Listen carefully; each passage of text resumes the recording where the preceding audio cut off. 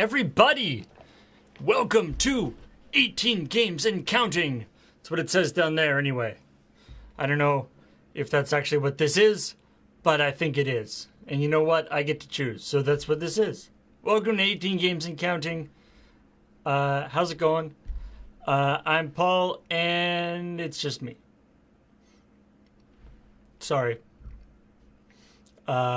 James is away at GP Vegas.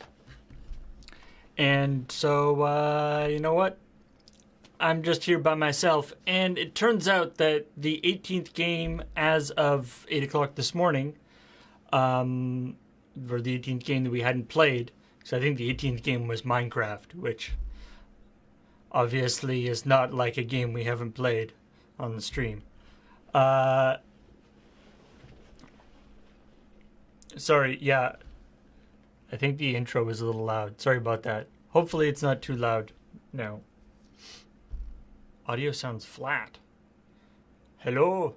Is the audio flat? Interesting. Anyway. So, the 18th game was creative. And so, today, I decided to do, we in the past we've had like a creative thing that was, James and I trying to do something in the other office that was very, creative. But for one thing, we don't have Heather was going to make another creative box for us, but I don't think she's got a chance to do that yet. And also, I didn't want to do that without James here. So I decided to do what I did, I think, once previously, is to do kind of a combo creative and also Lurtech type stream. So what we're going to do today is we're going to play around with the Stream Deck. So this is something that if you've been watching the streams, you've probably experienced to some extent. This is a pretty new product.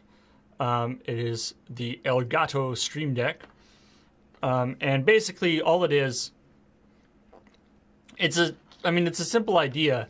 It's just a grid of 15 buttons, and each button has a little LCD screen on it, and they can be controlled from the computer, and they can do various things. So, for instance, does stuff like this. Ta-da! Happy muffin, sad muffin.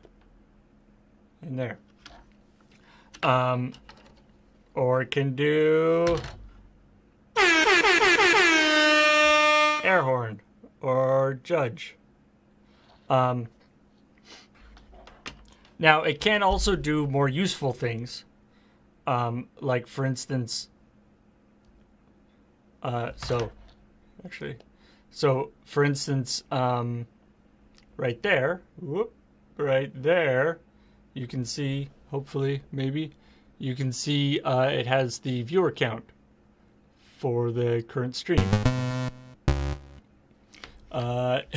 Erase Citizen, thank you for subscribing for 9 months, saying Paul is the best. That is an excellent subscriber message. And it can also do stuff like this. So it can control, do some control in XSplit. So right now I'm on the booth. I could say, let's go to the right corner. Is that going to work? No. So the problem is, yeah, it's not working now. So it's got these, it doesn't actually have integration with XSplit right now. What it can do is activate keyboard shortcuts, which is currently how these are. So these are various buttons to switch different scenes in XSplit, and they operate by making keyboard shortcuts. Unfortunately, XSplit is not that reliable in terms of how in terms of accepting keyboard shortcuts. So sometimes they don't work. that's something that I'm hoping to do some work on. Not today.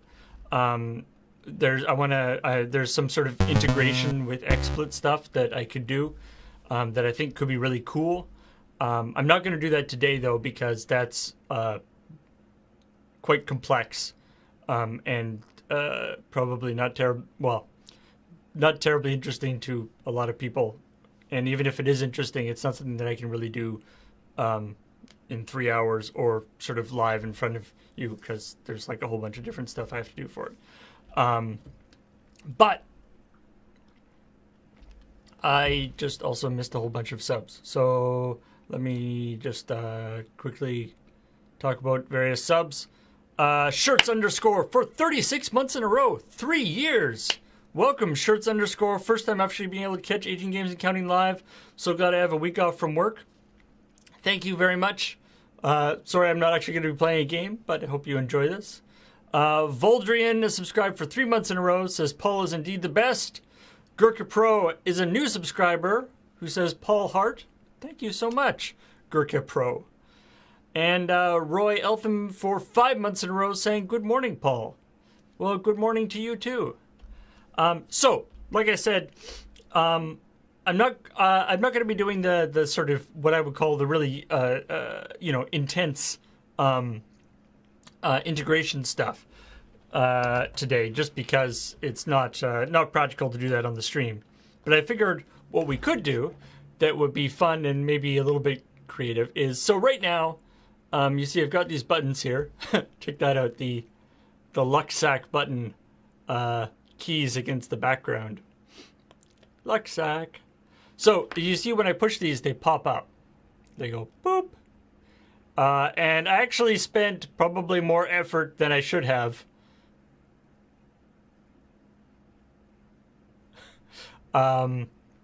messing around with the animation of them hopping up and dropping down, rather than just coming up and down. For some reason, I felt it was important that they kind of hop up like that. But I was thinking what we could do is add a little, shall we say, randomness to the thing. So when I first set this up, they always popped up in the middle, just like straight up and down in the middle. And I realized that, and I decided that I think it's more fun that they pop up at random places on the screen.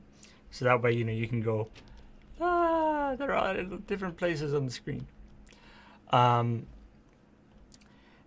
So I like that random aspect of it, just because it's kind of a fun thing.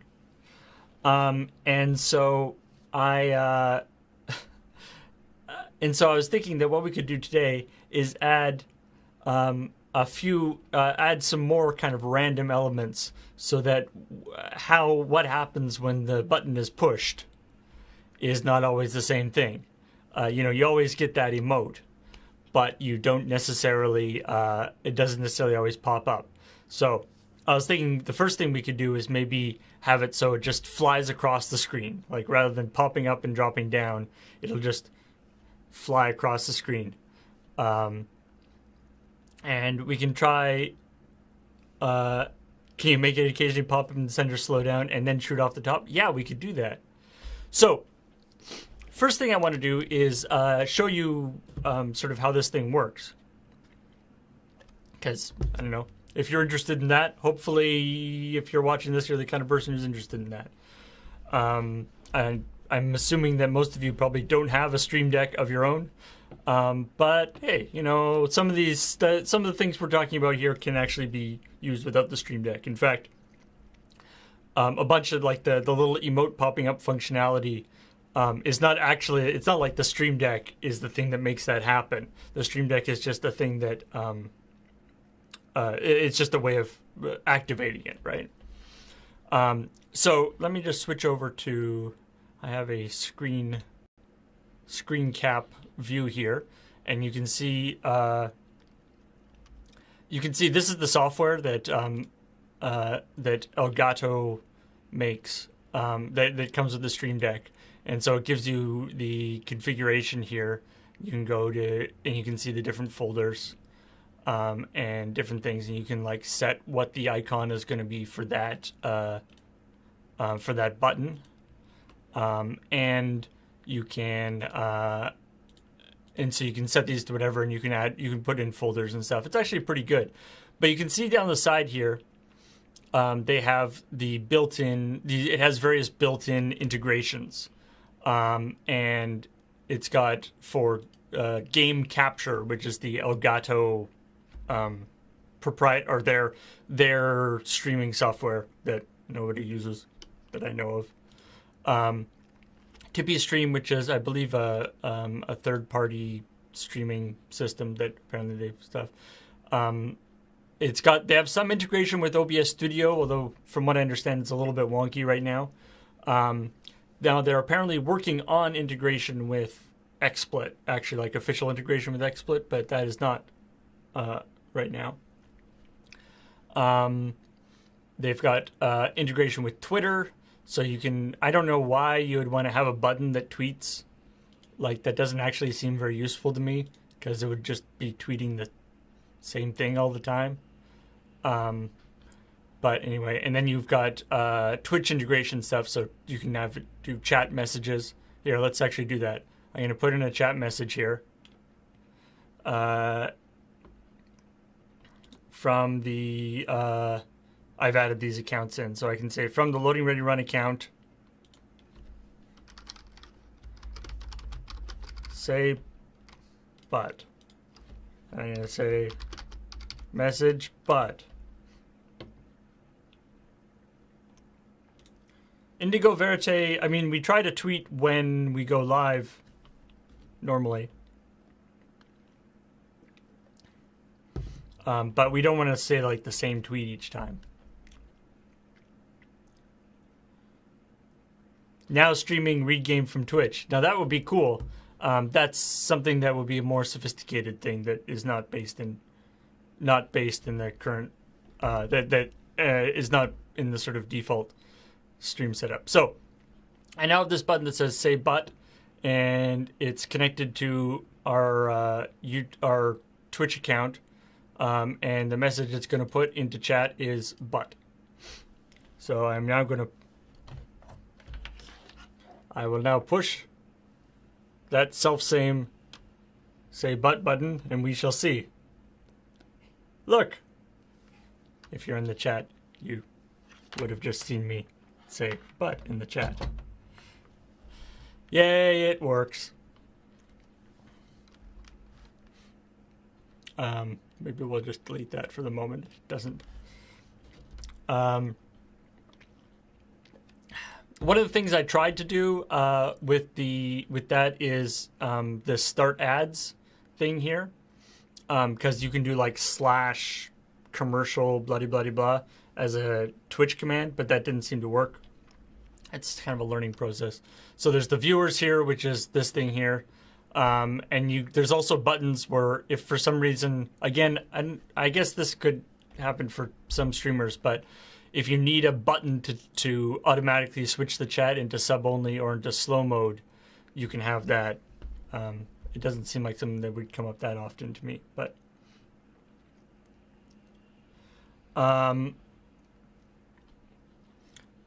the one that is most interesting to me, because I like futzing with things, is the system stuff here. So this is where it has a lot more sort of what I would call sort of generic functionality. So you can have it hit hotkeys. So that's like what I was talking about in here. So you can see like booth is hotkey Alt Control 1, and that tells it tells the computer to pretend it just hit Alt Control 1, and then in XSplit I can say, if you hear Alt Control 1, switch to this booth. Switch to the booth view. Which, let me try that now. Hey, it worked that time. Sometimes, I don't know why they only work sometimes. It's something that is very frustrating to me. But anyway. And so, like, toggle the mic. So I can push this button, and now you can't hear anything I'm saying. Wait, yes you can. Apparently the toggle mic button isn't working. I'm toggling the mic. The mic is now off. So now you can't hear anything that I'm saying, right? I can insult you all I want and nobody will ever be able to hear me. Oh wait, not actually working. I take back everything I said while I was muted. So like I said, the keyboard command integration with XSplit does not work as reliably as I was hoping for. So we may have to do something more complicated to make that work, but that's okay. But what we're really interested here is this emotes thing. Now, like I said, XSplit or the Stream Deck itself doesn't actually do anything with the emotes. That's something that I built, and all I did was integrate it with the Stream Deck system. And in fact, if you ever see those emotes pop up on when we're doing streams in Studio A, so like AFK streams or Tinker Tailor or any of those kind of things that we're shooting in our other studio, the Stream Deck is not in that studio. We only have one Stream Deck, and it's in the streaming office right now. It's in Studio B. So if you ever see those emotes pop up, that's because the way I've set up the emotes popping up system, it works even without the Stream Deck. The Stream Deck is just a quick way, an easy way to make them pop up. And how it works is that it has an interface. It interfaces with what's called a GET request, GET request, not GET as in the GitHub and stuff. So all I have to do is make a request to a special URL, and that tells it to do a thing. And you can see down here that URL is localhost overlay effects, and then in this case this is the air horn, so it's an audio air horn, or for here effects emote, and then that's the emote ID.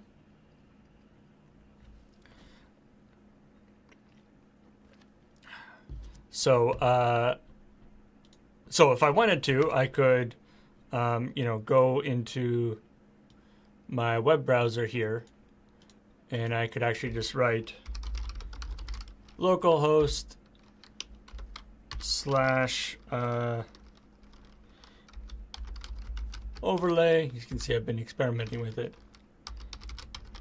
Effects emote, and then we can do a random emote. Let's see what this emote is. It is that. Apparently that's what that emote is. So it's not limited to just loading ready run emotes. It's a golden poop. Yay! I just have loaded in specific emotes that I want to use.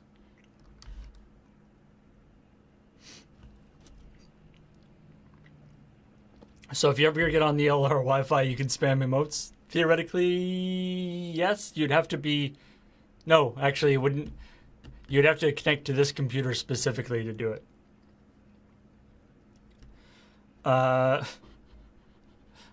What is... Sure, let's see what emote number 420. It is a radish from Mario 2. How appropriate. Is there even an emote 1? Oh, emote 1 is just happy smiley man. Anyway. So, that is how that system works.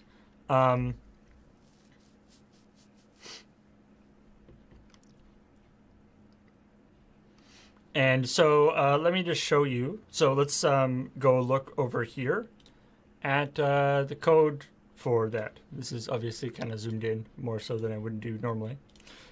So this is part of a so there's a bunch of stuff here that I'm not going to go into great detail in, but this this here tells this plugin to connect to the socket.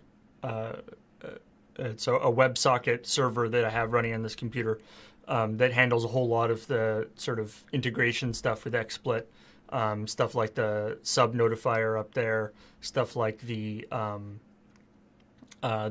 sub welcomes, and more various complex things. This here is the plugin system that controls things. That I'm not going to go into big detail on, but it's a back-end system that I've written that allows it to sort of allows it to connect up to the rest of the stuff we're doing. But what's important for what we want to do is we have various functions that can happen. So we've got emote, which you've seen. We've got video, so I have it set up so it can play a video. Currently, there isn't actually any, I don't have anything set up to actually play videos, but I have that functionality if I want it. We have the audio one, so if we do, if I go over here and I say audio / air horn, it plays that because it goes and looks for a file called airhorn.mp3. It's in a particular folder. So if I put other audio files into that folder, I could do other things.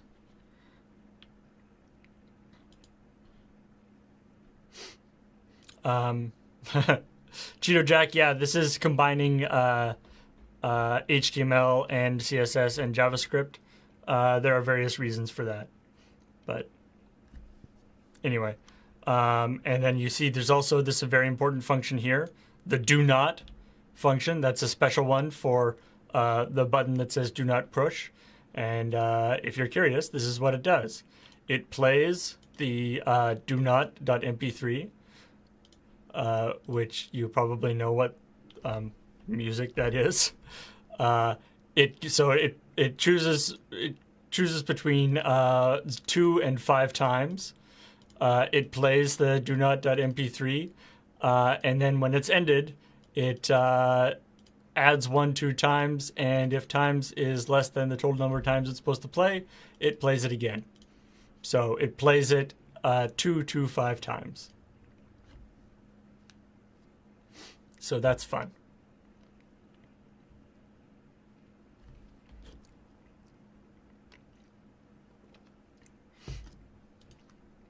And no, I will not. I'm not going to actually play that right now. If you want to know what happens when you push the do not push button, you can watch a variety of stream replays to hear it. And then this is just a little function to get a random number, or just this is just a utility function for random numbers. So. What I want to do is up here for when we're doing the emotes, you can see how the emote system, how the emote thing works is it accepts the ID number for that emote. It then creates an image node, an image element that has the source of the ID. So this just happens to be how Twitch denotes their emote system. So it's that big URL /v1/emote ID, and then the 3.0 here gives us the biggest version of that emote, which obviously is still not big enough to get like nice and high resolution. But I kind of like the pixelated look of it. And then what it does is it adds that image file to the document that we're in. Moves it to a random spot along the x-axis. So it takes its left property and gives it a random value. It then gives it a transition. This cubic Bezier with a bunch of numbers transition. This is what makes it go sort of fast and then slow down rather than just going. So it gives it a thing. So it'll start out fast and then slow down.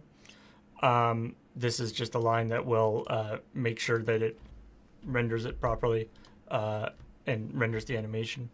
And then once the image has loaded completely, it sets the top of it to 100 pixels. So that basically says move it to the top here. But because this because it has the transition here, so it says basically start it below the bottom of the screen and then set its position to 100 pixels from the top of the screen. But because it has that transition there, it will do that over 2,000 milliseconds, so 2 seconds. So it'll start at the bottom and then it'll take 2 seconds to move up to 100 pixels from the top of the screen. And then this here says after 2 seconds, so once it has moved to the top, change the transition function so that it will, instead of start fast and end slow, it'll start slow and end fast. So it'll go whoop and come down, and then set the top to 0, which, or set the top to nothing, which means set it back to what it was originally, which is off the bottom of the screen. And then once it has moved out the bottom of the screen, remove it. So hopefully that makes sense. Can you comment out the transition? Sure, yeah, actually, let's show that. I'm going to comment. So if I comment out this transition in both places, save that, and I will refresh that. So if I comment without the transition, it goes boop, boop, which is way less exciting.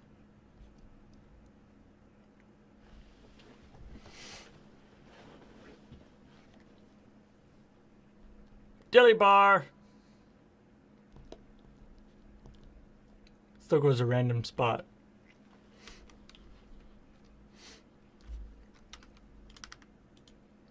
I mean, that could be an option as one of the random things that it does is just make it appear and disappear rather than do something fancy. Or like shrink and enlarge. We could do all sorts of things. So what I was thinking is basically what we can do here is instead of, we always want to make the emote image and append it. But instead of making it always do the little hop up, let's maybe make it so it randomly chooses from a couple of different effects. So how we're going to do that is we're going to, and for those of you who are experienced JavaScript stuff, or experienced in JavaScript, I'm sure that some of the stuff I'm about to do will be wrong and frustrating. I'm mostly sort of self-taught JavaScript stuff, so we shall. I'm sorry if it offends you, but anyway, let's try it. So, and some of these effects you guys are talking about sound cool. There's some sort of math that needs to be done in terms of how they move that can be a little bit tricky. But anyway, so let's start with, so let's say var, it's effect, and let's make it, so I've got this little random number function. Let's say we'll get a random number between 1 and well, let's say 1 and 2 for right now. So we're gonna say, you can say, so effect ID, so what effect it's gonna do is gonna be either 1 or 2. And then we can say, now you could either use a switch statement here, but for simplicity, let's just do if. So we can say if effect ID equals 1, equals 1, do this, right? Do what it already was doing.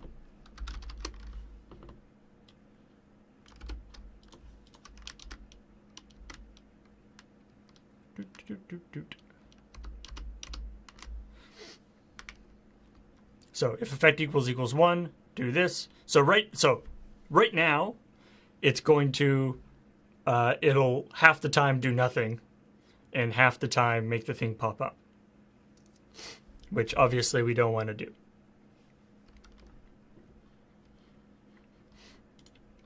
So we can say else if effect ID equals 2.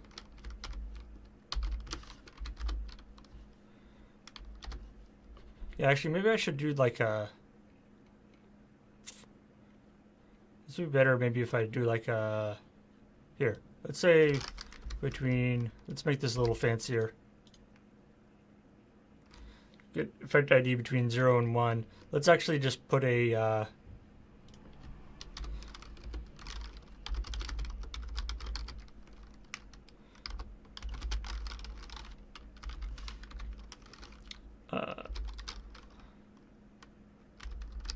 hop. Fade. Let's just make this, to make this a little more clear for future us. So now we can say if effects effect ID, or wait, square.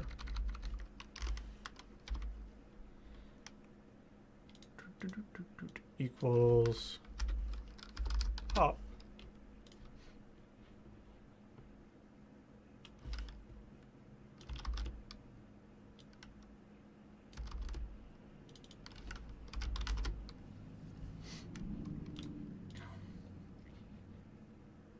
So this is the exact same thing as I had before. It's just that now we're giving the things a name. There's various ways that you could do it. Actually, good point. Good point. This should be fx.length minus 1. No. Yes, fx.length minus 1.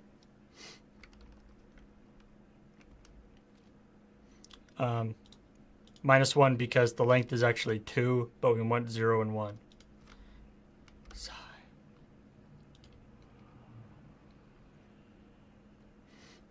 Because arrays the way they are.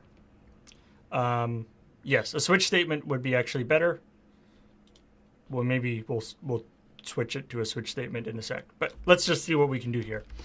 So instead of so what we've got currently is, it is in fact actually as part of this.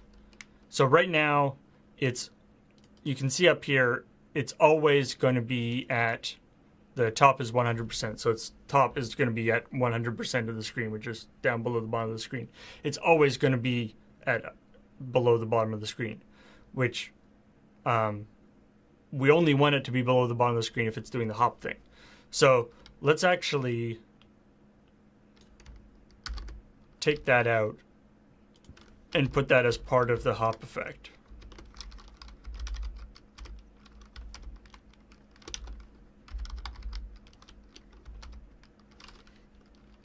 And I could make this one,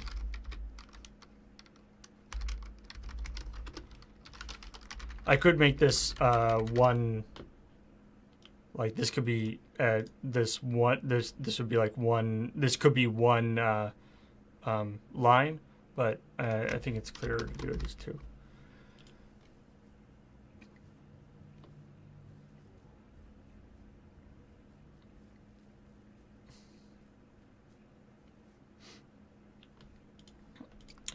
So rather than having it always do that, let's do here, save that. Let's just make sure that this is still working the way we want it to. Smiley. Oh.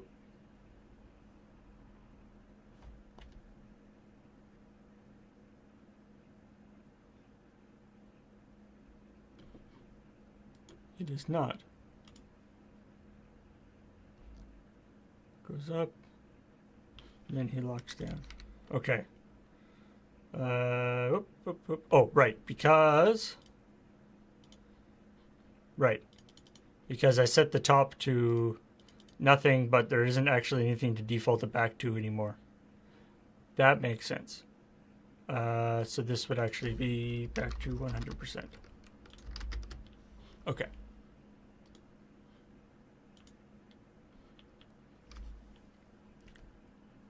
Oh, when it does that, it doesn't. There we go. Hop. And down. Okay, cool. So that still works the way it's supposed to. Still. Although, and right now, if it doesn't, so if it gets the fade option rather than the hop option, it just makes him stay on screen permanently. And he's always in that top left-hand corner. So, what we want to do is we want to say,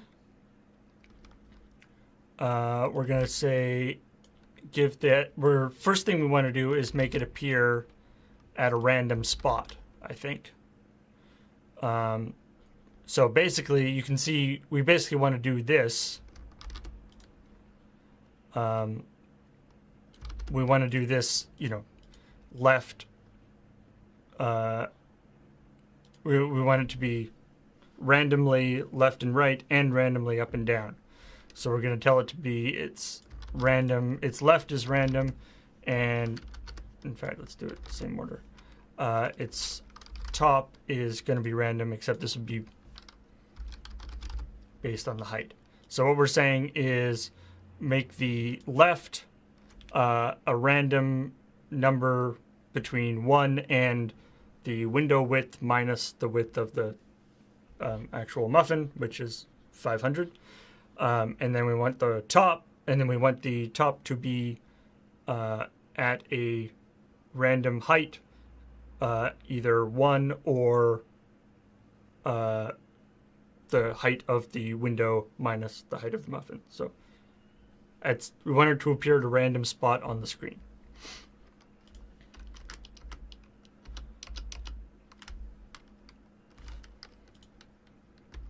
So we can, if we save that,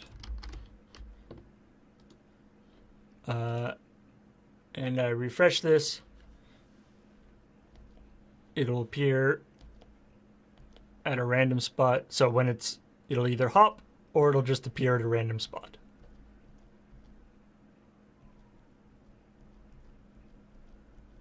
Which I kind of like, but we should probably make him disappear at some point. Otherwise, this could cause problems. So, I was going to say, you can see here, but you can't actually see here because there's muffins blocking it right now. Let's fix that. Okay. So you can see here what we're doing what we're doing in the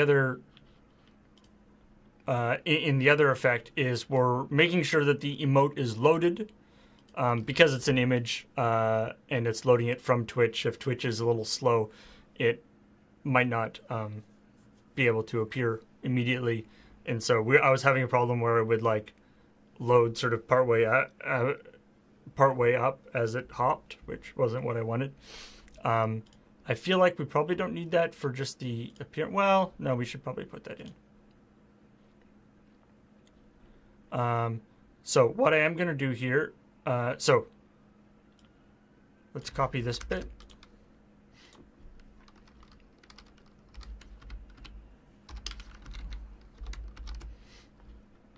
And so once the emote has loaded, the other thing actually I'm going to do here is I'm going to set its opacity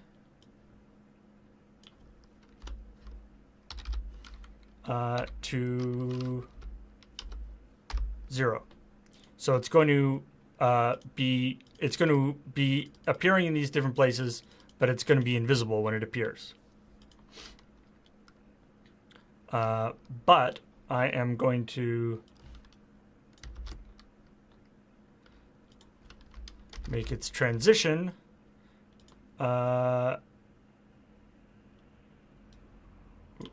I don't need the fancy cubic Bezier thingamajiggies.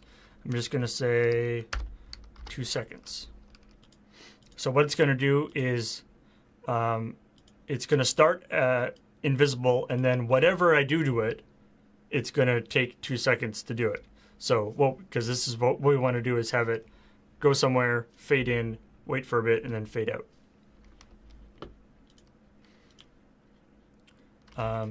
So once it has, in fact, let's just do this first.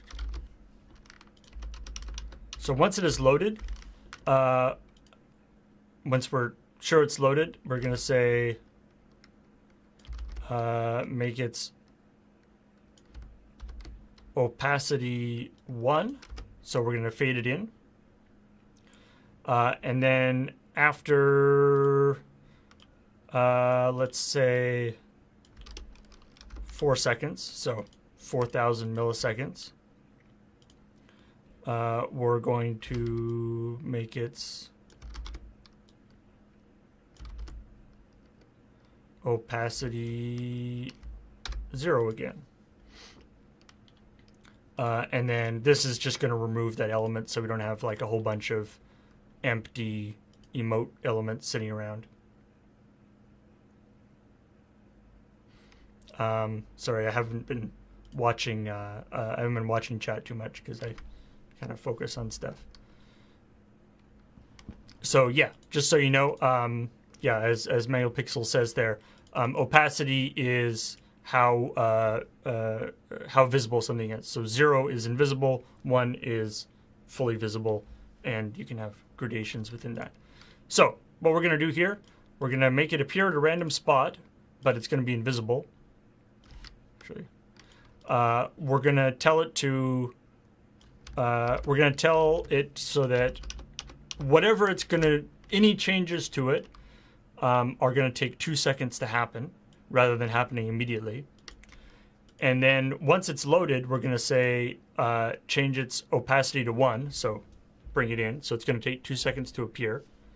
And then after 4 seconds, we're going to have it set its opacity back to 0, so it's going to fade back out. And then after 2.5 seconds, it'll just disappear completely. So that's just to make sure that it'll destroy the element. So let's see if this works.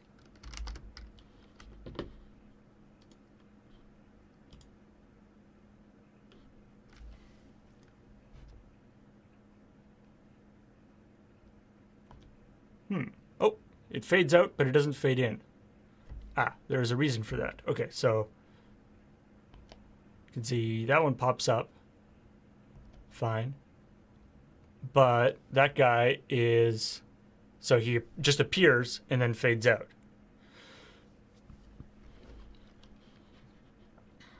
Now, the reason for that is actually, this is where things get a little, I don't think that's enough. That probably isn't enough to make it do what it's supposed to do. No. Okay, so the trick is that how the transitioning system, how the CSS system works, and the transition system works is there has to be it's trying to be, I guess, efficient in terms of setting, making sure it doesn't do a transition unless it has to. And so what it's seeing here is that I'm setting it to 0. It's setting the opacity to 0, and then setting the opacity to 1. And so what we have to do is make, we have to do something in there to make it basically make it realize that that's what we want it to start at, and then we transition it to. So we want to basically make it so it doesn't shortcut this move here in the name of efficiency. Now, how to do that can be a little bit tricky. You can see up here actually, so there's this command right here that's setting the opacity, but this is actually getting, and this will actually probably work again. So what this command does here, it's when this is technically jQuery. It's not JavaScript, but jQuery is a JavaScript library that simplifies a lot of stuff. But what this command here is it's querying the element and asking it what its opacity is. And in order to do that, the browser or the window has to calculate what its opacity is. And so what you can, this is sort of I guess a hack or a thing. So basically what you do is, so we're going to set the opacity to 0, then ask the browser what the opacity of the thing is.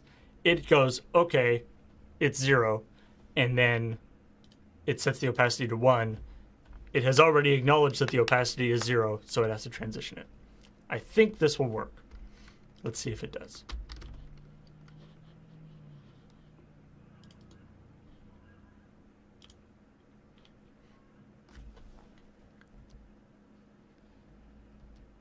It doesn't. Now, why doesn't it? Interesting.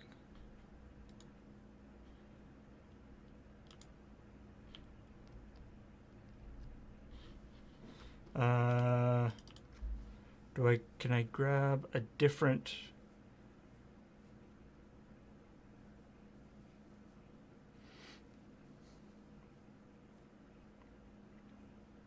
Yeah, if I set it to, I think, like if I do that, like 0.1 there, I don't think that probably isn't enough either, because it's still going to be doing a whole bunch of stuff in one painting. Yeah.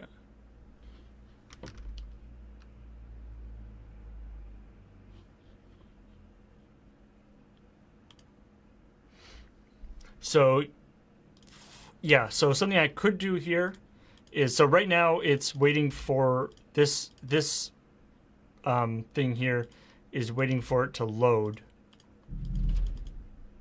And then setting the opacity. So I could put another very, very short timeout on here. Let's see if that does what we want it to do.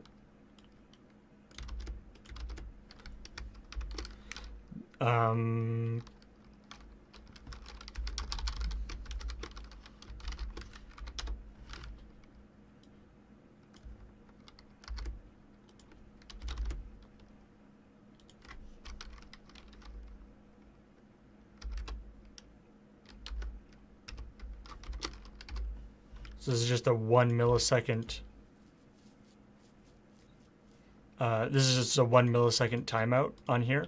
So what's going to happen is it's going to set it to 0 wait till it loads completely, wait for 1 millisecond, and then do it.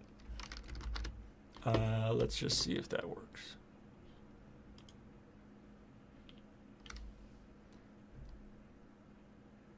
It does not.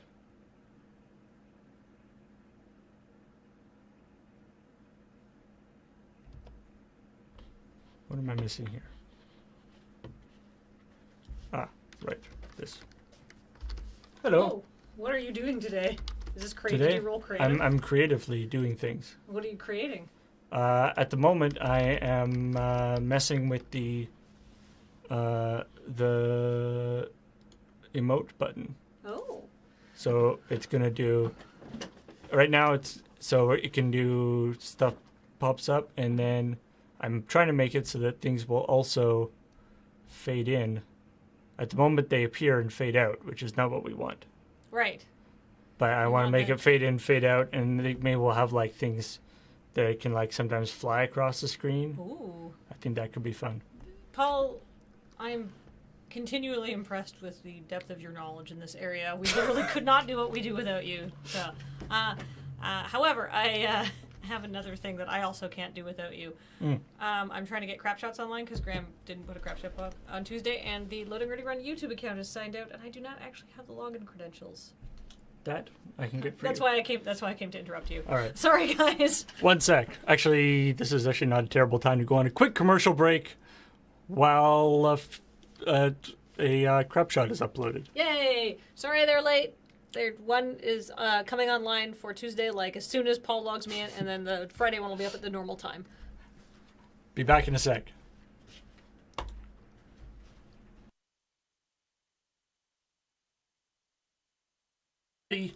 So we are back. If you recall, the issue we are having is that when we do an emote, it appears and then fades out instead of fading in and fading out. And the reason for that is because we are setting the... So what it should be doing is we're setting the opacity to 0. We have a transition of 2 seconds, and then we're setting the opacity to 1. And so what we're trying to do is it starts at 0, goes to 1. The problem is the browser, which is what even though this is XSplit, it's XSplit with there's like a browser, sort of embedded browser. The browser system is trying to be efficient. It sees that that the opacity is going 0 and then 1 immediately, and it goes, oh, okay, I'll just put it at 1. And so no actual transition takes place.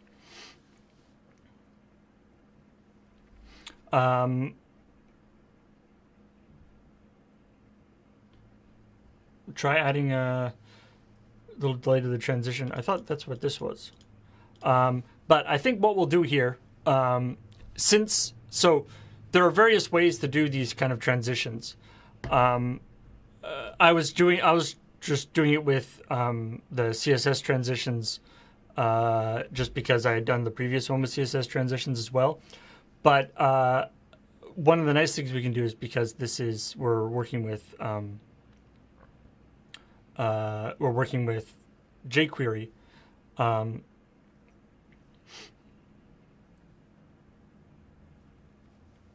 Is that we can... Oh, somebody's saying set opacity to 0 in the... Actually, let's just quickly try this.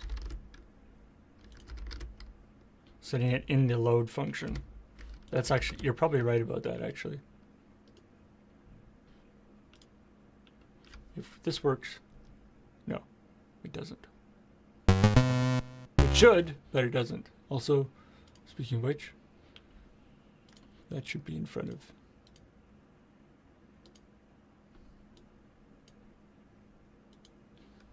Let me just see who that was. Sorry, I missed that.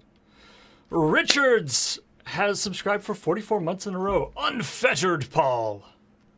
I don't know if this is Unfettered Paul. I guess I'm not fettered, but I'm not usually fettered.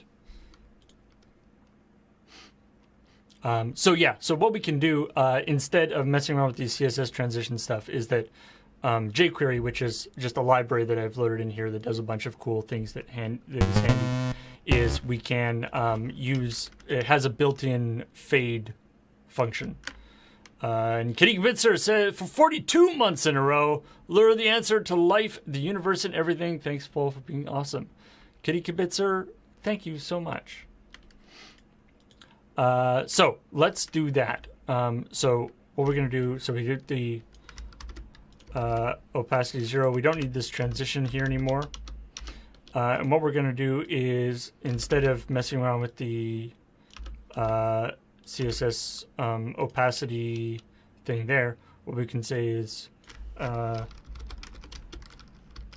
fade in. We're going to tell it to do 2 seconds, and then we're going to say, oops,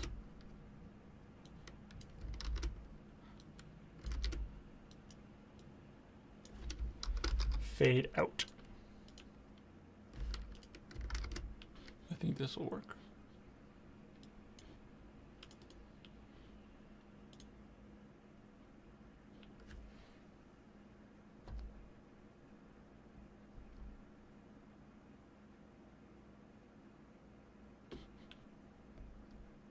Or not. Isn't that fade? Opacity 0, fade on load.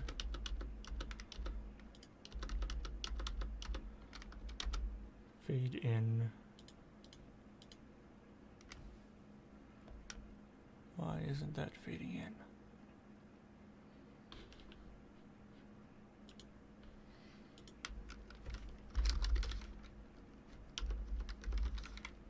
This is my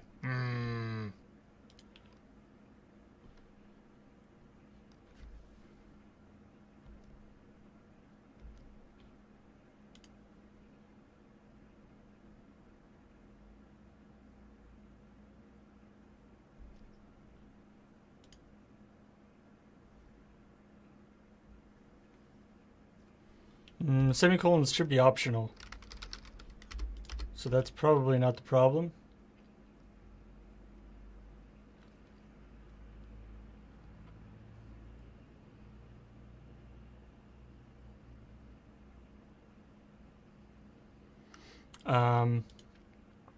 But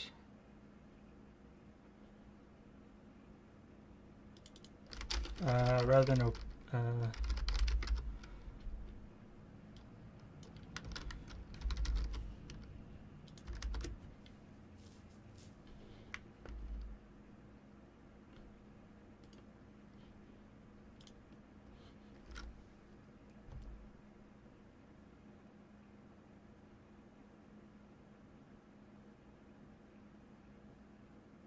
it's gonna fade out.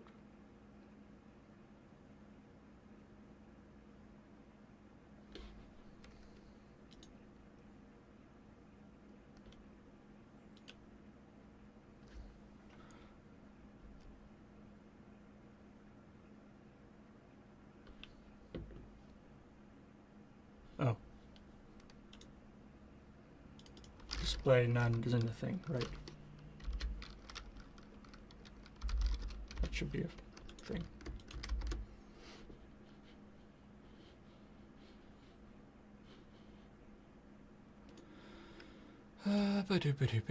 Boom, boom. Hey, look at that.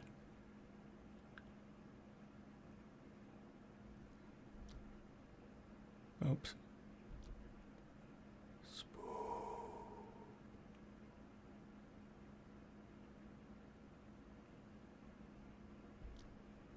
Spoopy, spoopy, spoopy.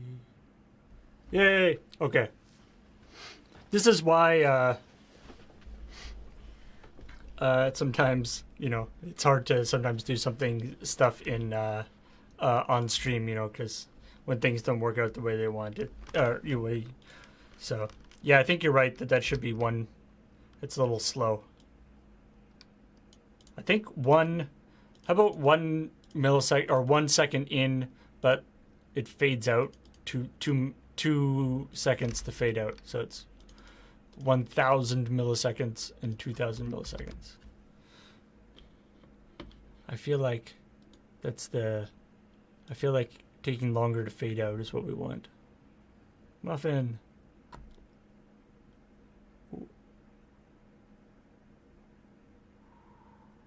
Yeah, there we go.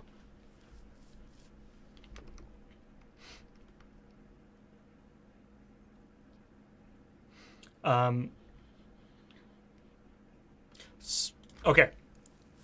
So now we've got those two effects now. As someone pointed out, a switch statement is probably actually a better thing for long-term usage. Let's actually just do that right now. So we're gonna do switch effects, effect ID. Switch statements are such a strange thing. In basically every,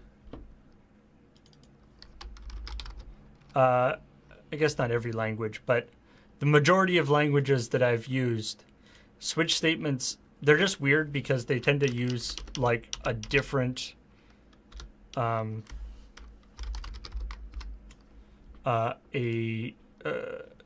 different syntax than almost everything else. It's just it's just odd that way. But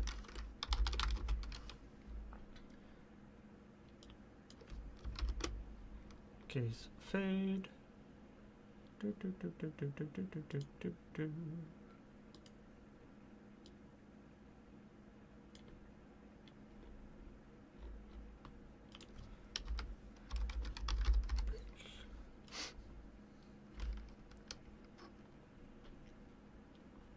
believe that's what we need.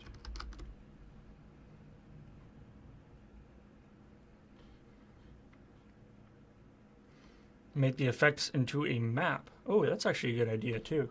There's all sorts of ways to do things. Let's just make sure this still works. Jump, jump, fade, fade, fade. Oop, jump.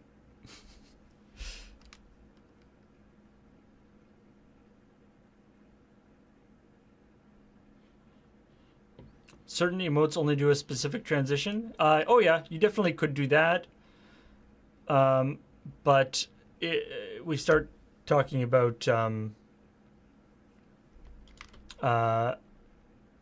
we start having like excessive if state, big sort of if statements about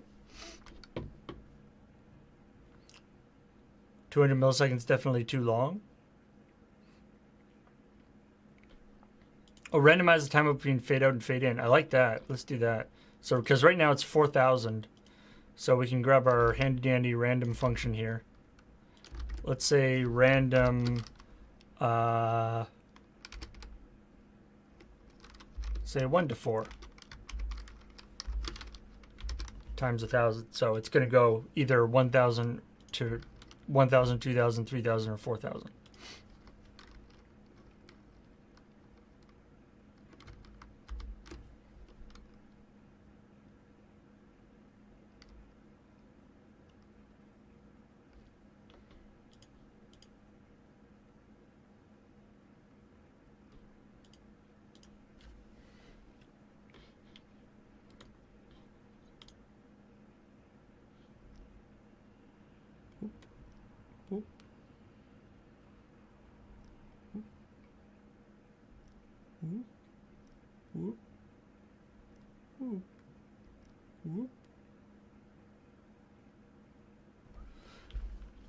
So different times.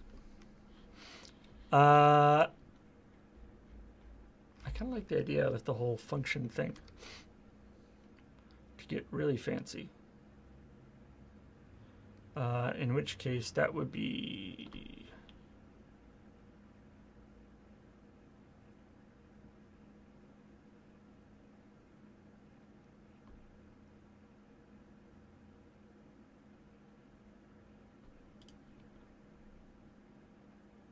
well, let's not get too complicated right now. In the fun part is the implementation thing. So okay.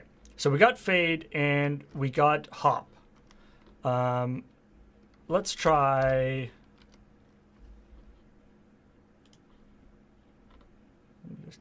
this. On my system at home, I've got like a thing that prettifies things automatically. So I've kind of got out of the habit of tabbing things properly, but we should do that. Okay. Let's try case fly. So what I'm thinking for this is I want it to appear, I want it to be created outside the view and then move across it and then fly across it. The Batman style in out? What's the Batman in and out?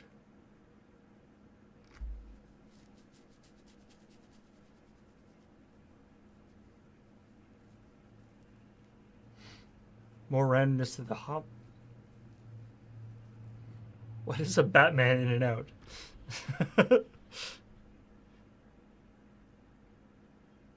Spinning and zooming. Oh, I see. Like, we could do that.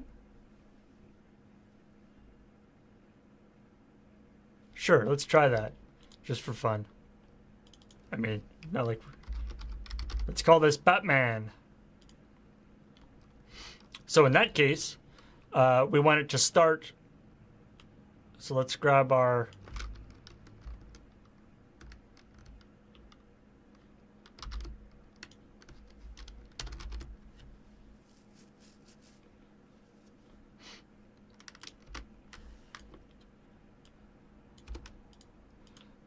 Let's take this thing. So we want it to start in the middle of the screen, right? So we don't need the random thing. What we want is the top is going to be, we want it, we want the top to be at, actually, we can say, I believe we can just say calc 50% minus 500 pixels.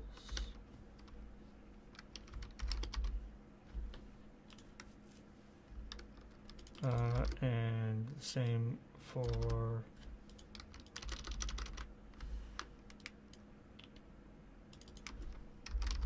the left. So the top and the left is going to be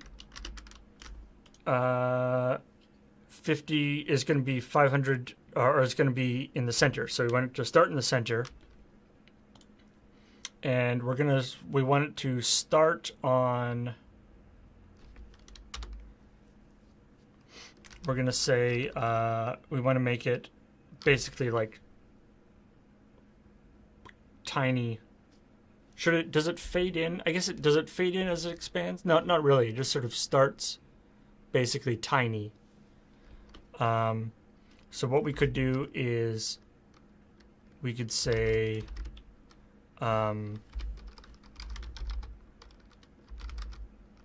transform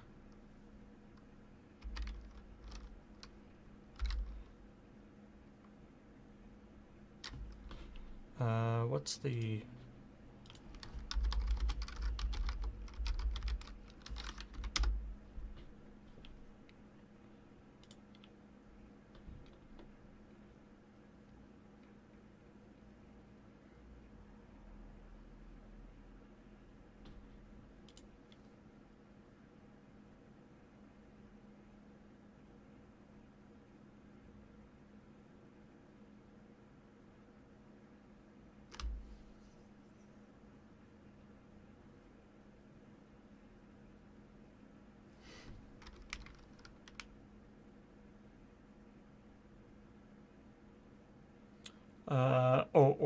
so we can set the origin.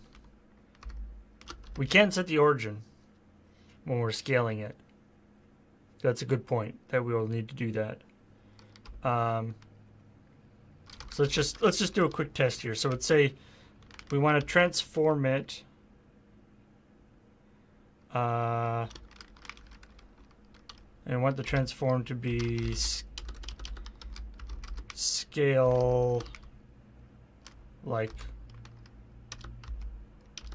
0.0001. So it's going to be super small.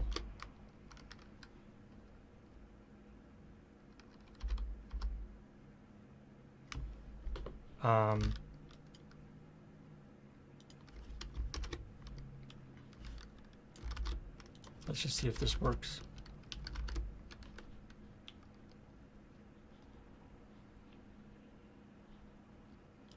And then we'll grab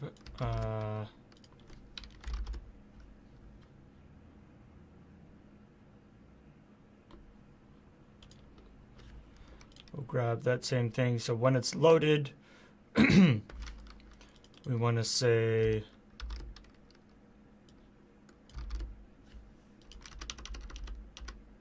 transform scale,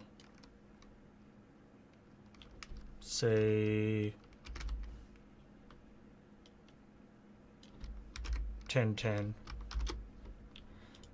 So it's going to scale it 10 times its original size, which is 5,000 by 5,000, which should be big enough to cover the whole thing. Oh, again, we got to get our make sure we got to set our transition. We may revert to doing jQuery animation on this one too. We'll see how this goes.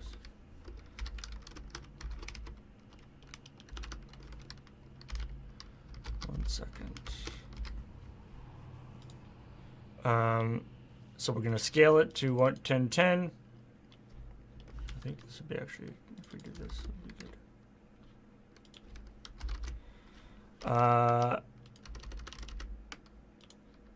So right now it's not going to spin. It's just going to scale up to 1010 over 1 second.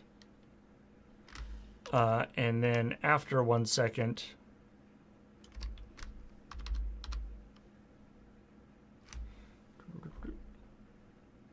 I guess it just disappears. No, it goes back down, doesn't it?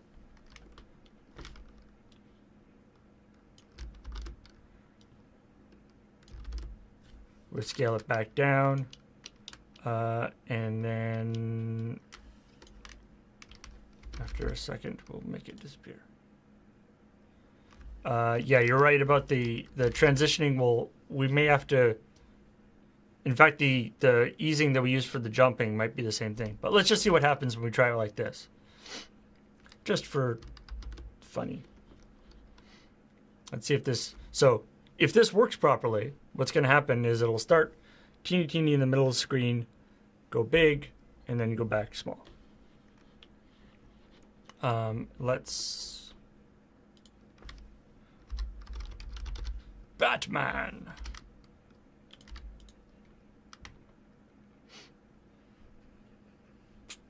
In fact, you know what? I'm just going to do a quick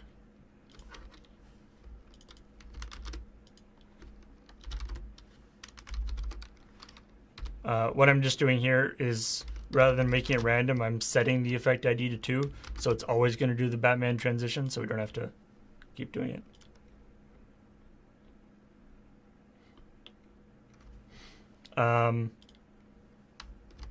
Once we get it working properly, we can set it to random again.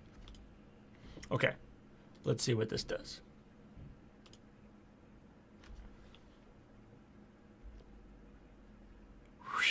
Wow, that totally works. Ha ha! Ha ha! Okay. So the one thing is its origin point is not the place we want it to be.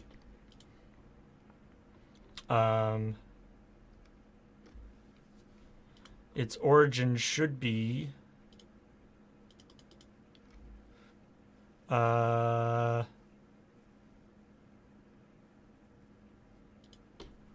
and that's a scaling thing.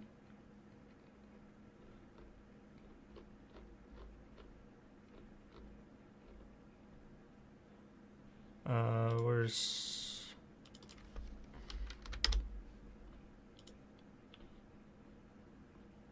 here we go. We can set transform.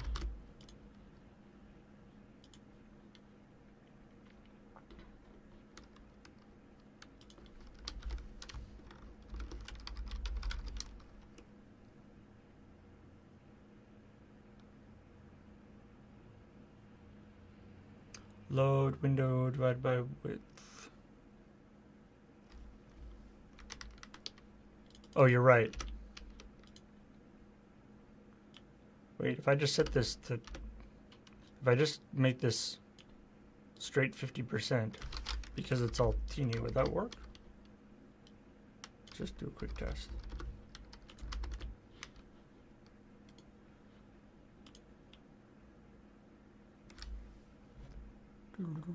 No, now it's in the wrong, now it's in the other corner.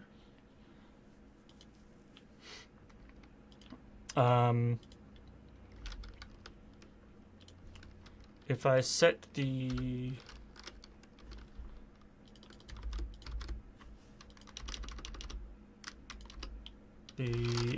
transform origin to 50%, 50, wait, no, it's not a comma, it's 50%, 50%.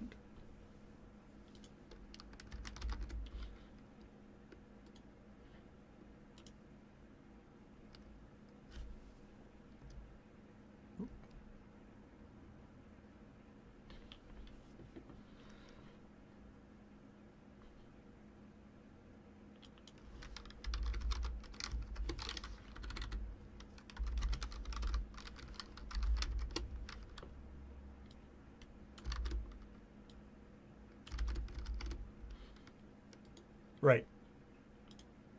It makes sense that it's subtracting half the thing. There we go.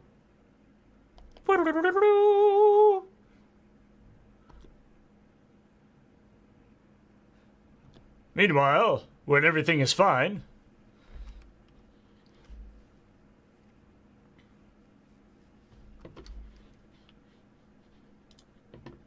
all right, now something we can do is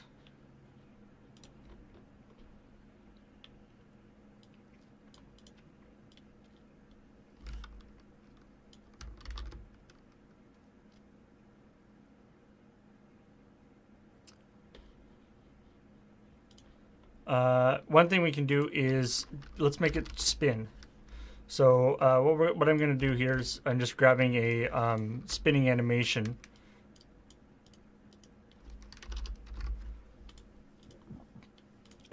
So again, this is this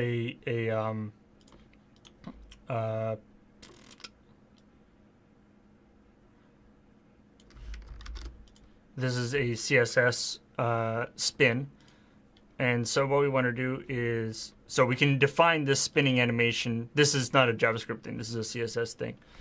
We can define the spinning animation, and then we can tell it to be spinning as it goes.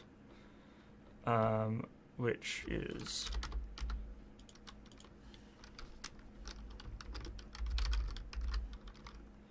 maybe we should actually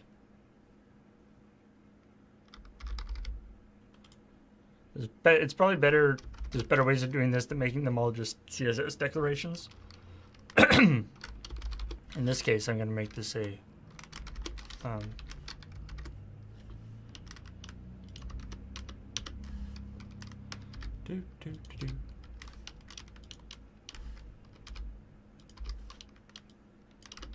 gonna make this an object just because it's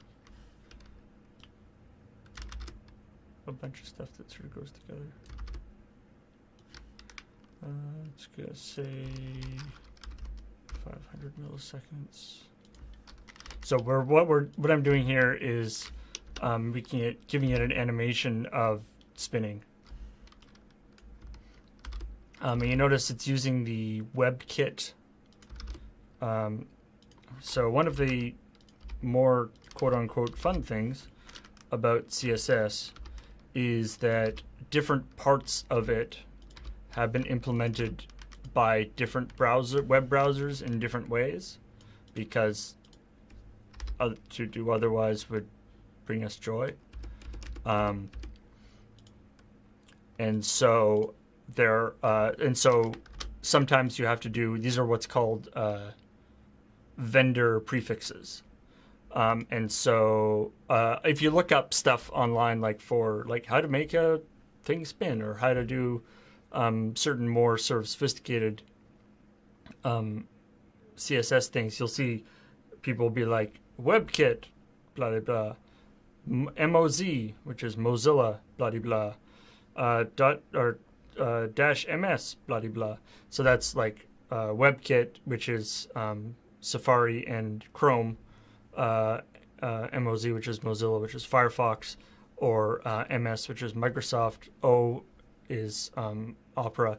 So normally, if you're making a web page, you have to be. Oh yeah, it has to be quoted. Good point. Normally, if you're making a website, you would want to put all of that stuff in, so that it looks good regardless of what web browser the person is using. The nice thing is that when we're making stuff for XSplit, we can just put the stuff for Chrome, because the interface, the embedded web browser in XSplit, we know is Chrome, and so that makes it easy. So we don't have to deal with. So as long as it looks good in Chrome, it'll work in XSplit, which is really good for testing, very handy for testing,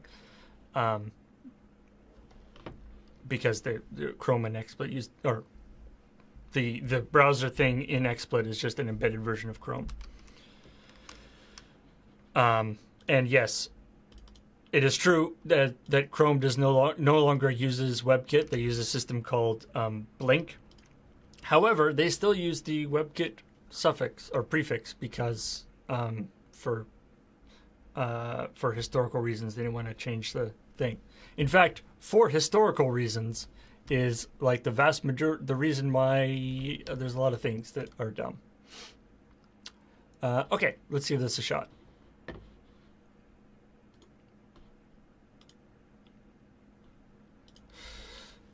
Meanwhile, oh, he didn't spin. Why didn't he spin?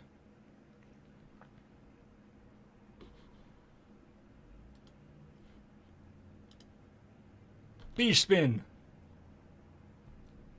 Oh.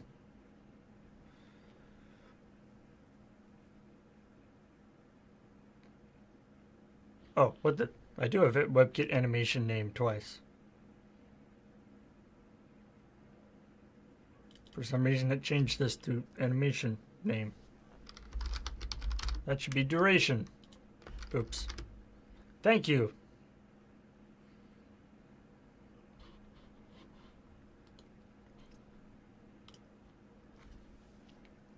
Meanwhile, oh, it spun but didn't get big. Maybe this animation overrules the other thing? Interesting. I guess I could just actually make this part of this. No. Duh. I can just make the scaling part of the animation. Ha! Batman. That makes sense. Let's do it. Batman. So that means we don't need to make this.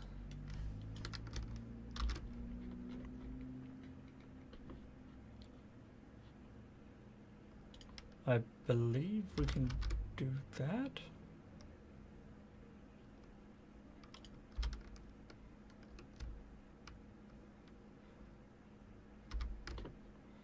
And then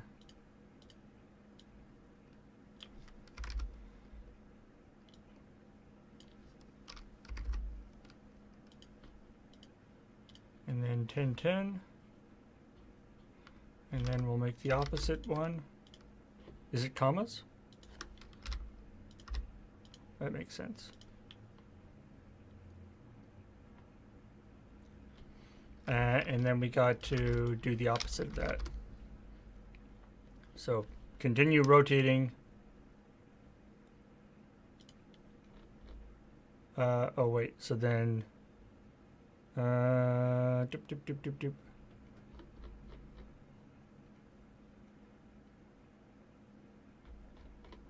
right. So we want to continue rotating, but scale from 10 to there to 0.0001, 0.0001. Batman in, Batman out, Batman out. And then, yes, so then, but because we want it to rotate a bunch of times as it comes in and out, let's say that many degrees.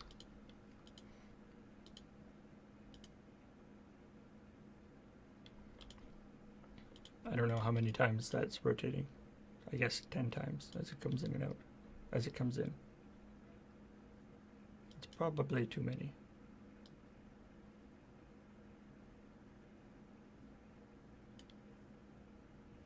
You don't need Batman in and out, you can just set 3 frames.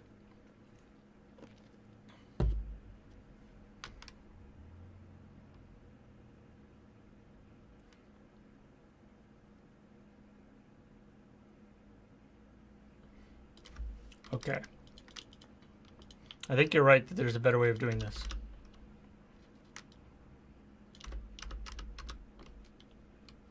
So we can say start at there. So instead of from, we say 0%. Sorry, this is starting to get a little bit outside my wheelhouse in terms of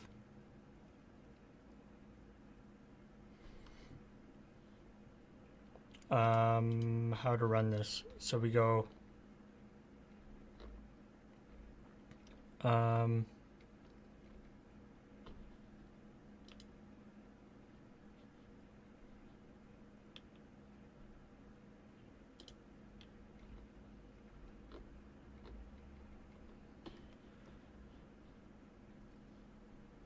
0% and then 50% and then 100%, isn't it like that?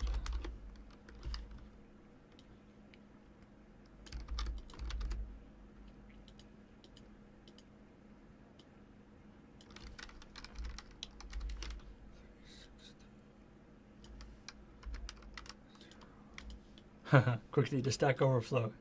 Yeah, Stack Overflow is great for this kind of stuff.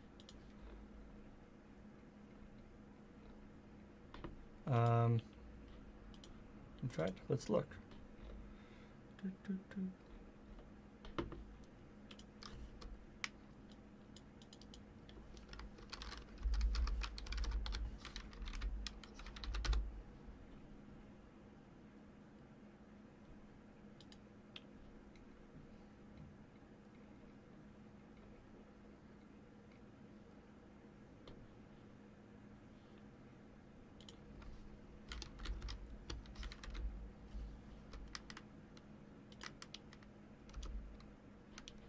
Okay, I gotta get the, sorry, I gotta check the syntax for this.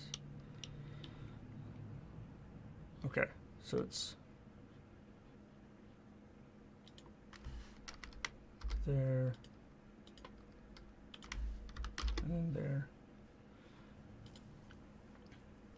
Okay, so Batman is going to start there, go back to there. So right now it's only going to spin once.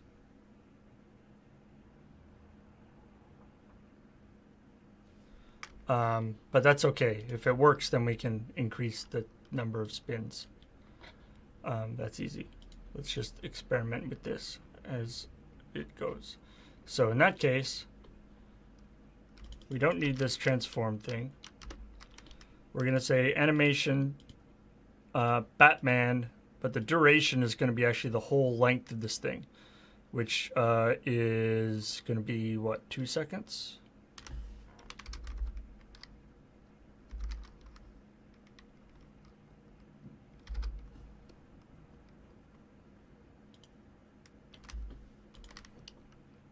And then we actually don't need all this stuff here. We just need the timeout for deleting it.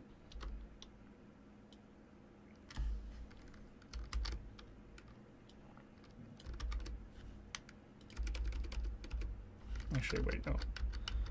Boop.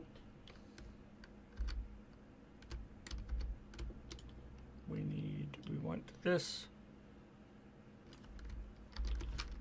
for when it's loaded. And then we don't need this part. And wait this after 2 seconds.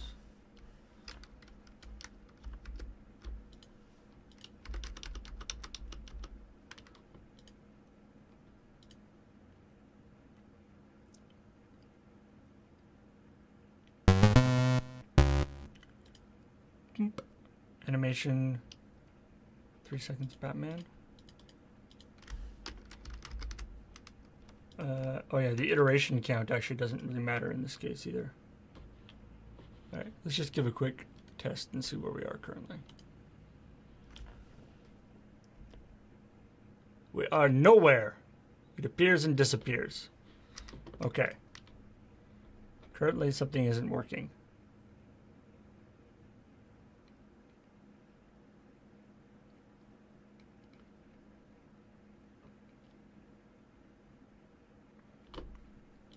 For the moment, let's get rid of these rotations. Let's just try the scaling.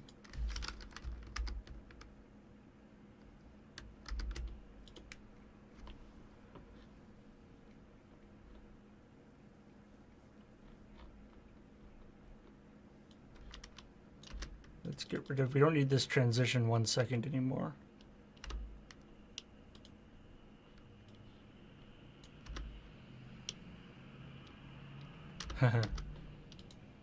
And we don't need this anymore, probably, but let's just see. Okay.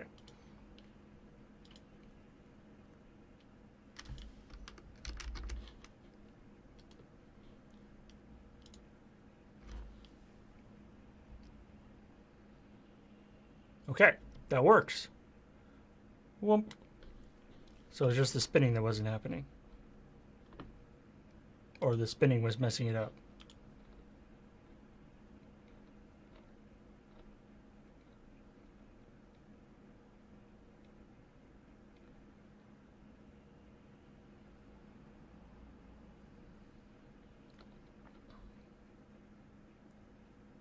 Oh, it's right. The reason why that was not working is this is actually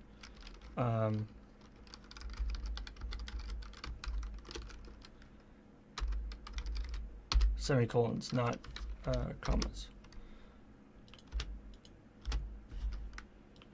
This is a case where semicolons do matter.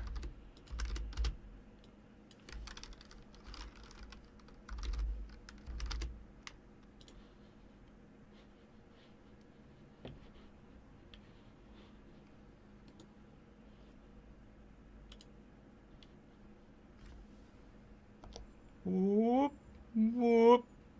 That wasn't right. It also didn't scale. It's funny though.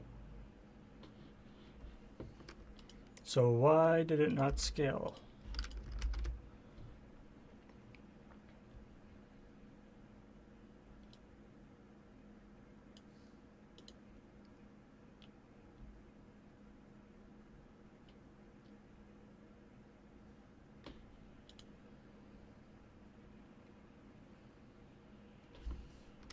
Or is this just... I think it's just actually that. It's nothing. Yeah, there we go. Wee, weep, weep.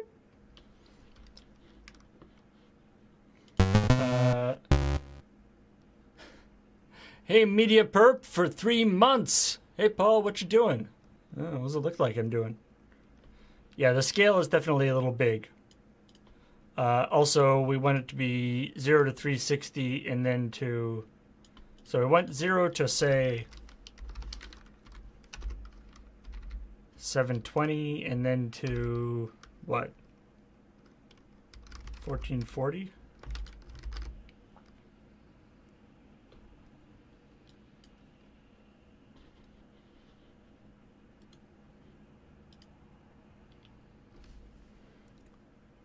Beep.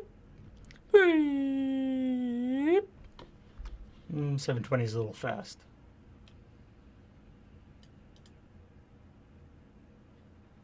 So yeah, let's try 6 and 6.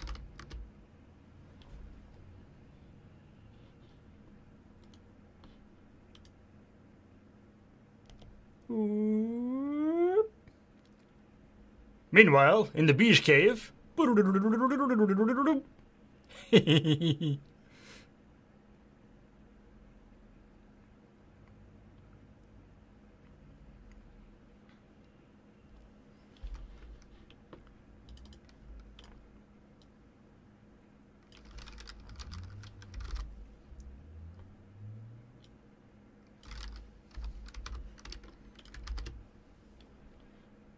Meanwhile,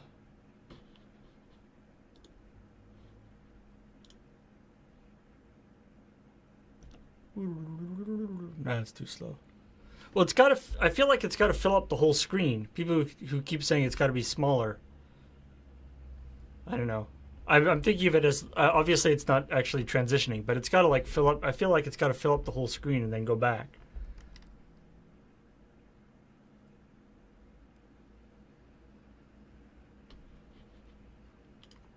I want it to spin a little faster, I think.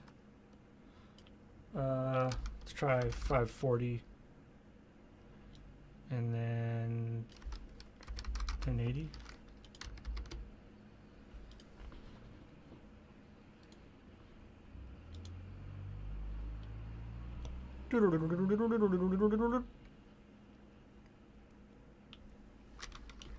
You can use lose WebKit now? Oh, that's nice. Let's try that. That'll make things a little prettier. Screw you, -WebKit. You dink. Nobody likes you.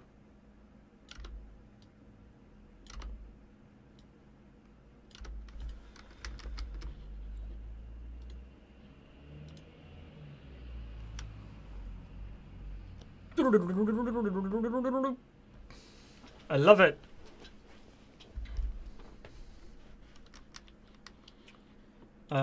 And as someone mentioned, the animation, we can actually batch up animation stuff here. We can say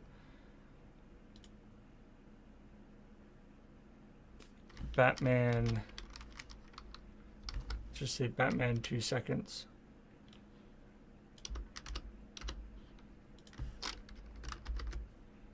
I don't even need that. And then it's much more smooth and sleek. You don't even do it as a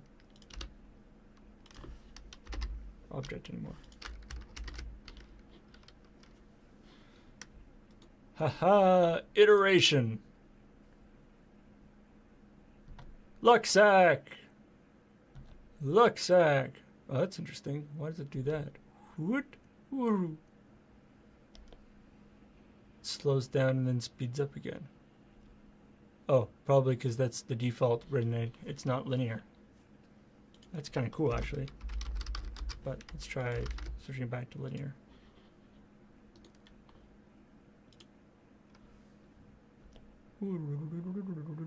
Yeah, I think linear is probably the way to go.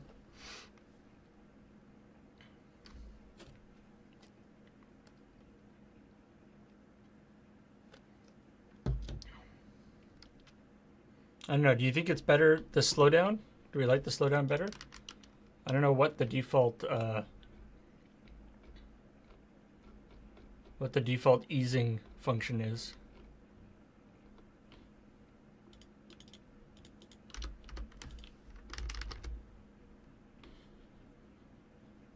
I actually made a scene transition a while ago.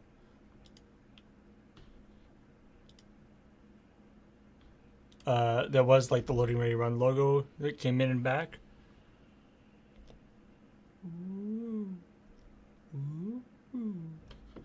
So in that case, we would want to start the rotation at 180 and put it to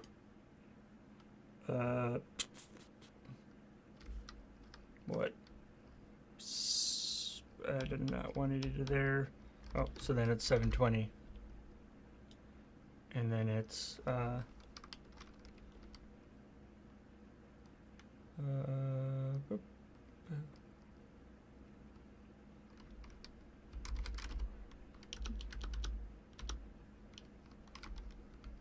260.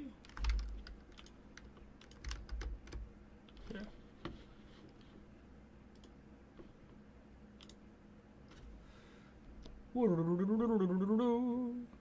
Whoop, that was weird.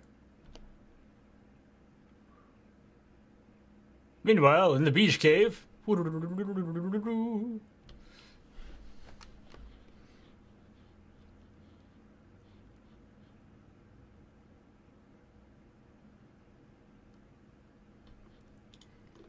Yeah, I'm not totally sold on the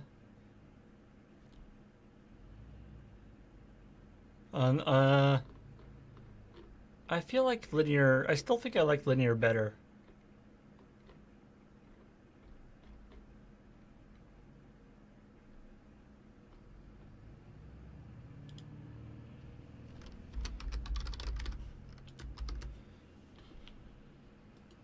This is the fun part. This is the... It's working. Let's just tweak the little variables a little bit. You can do all sorts of fun stuff that way.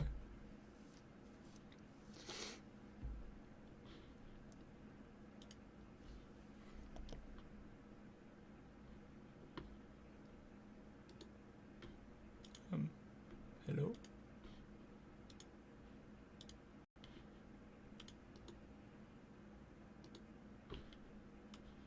Oh. Refresh. Okay.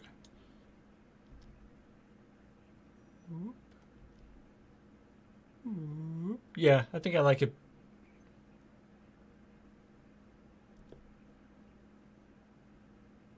Meanwhile, in the sloth cave.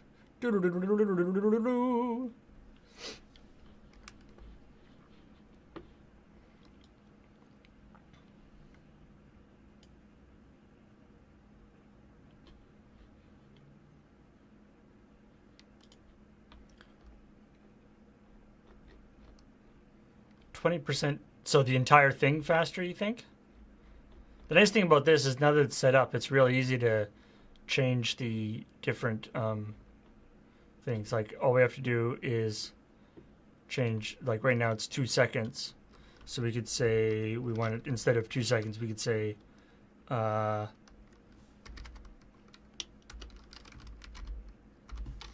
15,000 milliseconds. Or 1,500 milliseconds, so 1.5 seconds.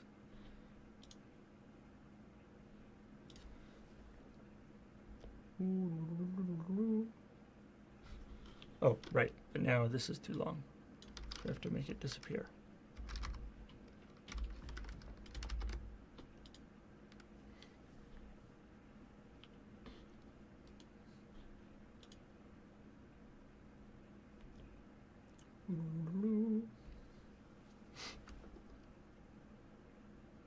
Are you going to hook a camera change trigger to the midpoint of the animation or vice versa? So, theoretically, that could be possible. It's not something I'm going to do right now. It's the right time to point out the Batman logo didn't spin. No! This is a terrible time to point that out, Rocket John. And you know what? Doesn't matter.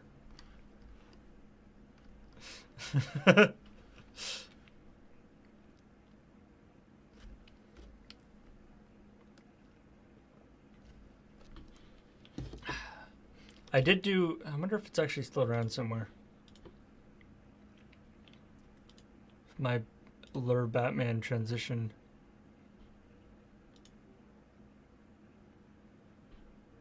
Yeah, here we go.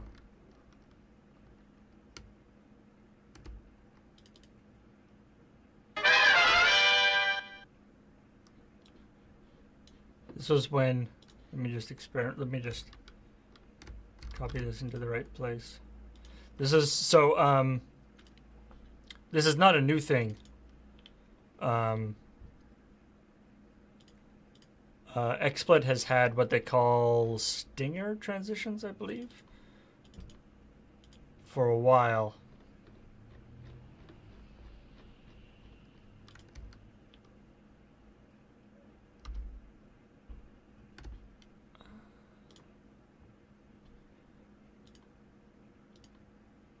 Now, what's the...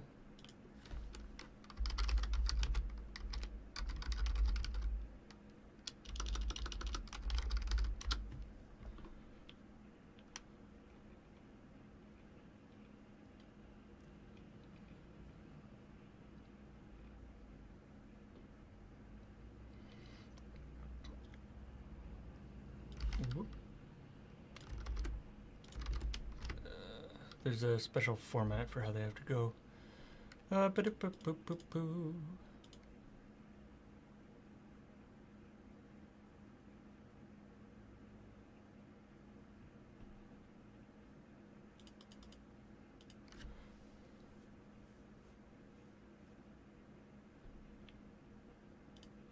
Underscore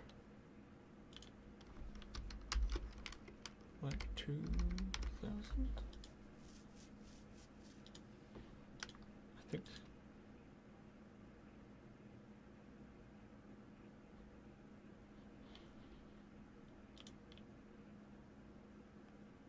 Oh.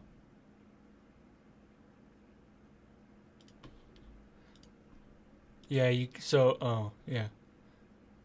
So this works, except I have to restart XSplit for it to show up in the thing, and if I restart XSplit, I'll go offline. So, but the idea is that it basically does it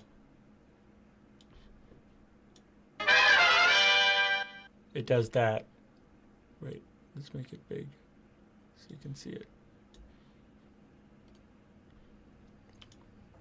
It does that. And then transitions and the thing. But I can't actually do it. I have to restart XSplit doing it. But anyway. The principle is sound. But I'm pretty stoked about this. Whee! I feel like there's something I need to do on the transitions to make sure they work properly or they don't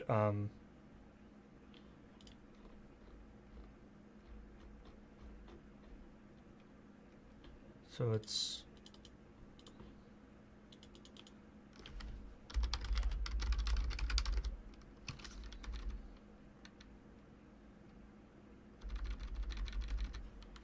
because I don't want it to repeat.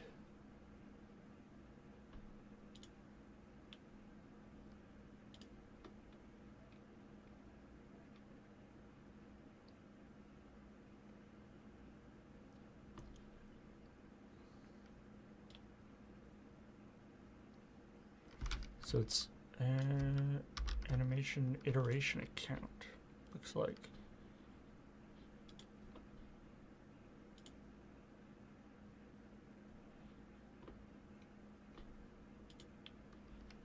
Sorry, I'm just looking up a thing here for.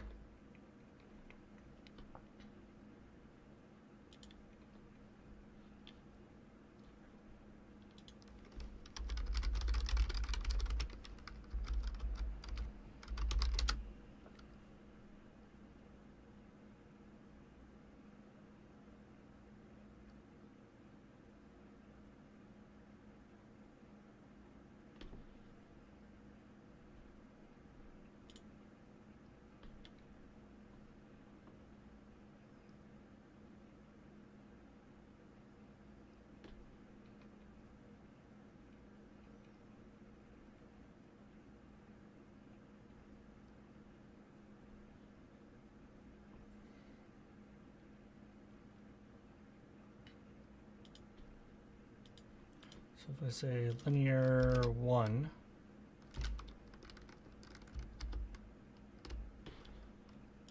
will this do it?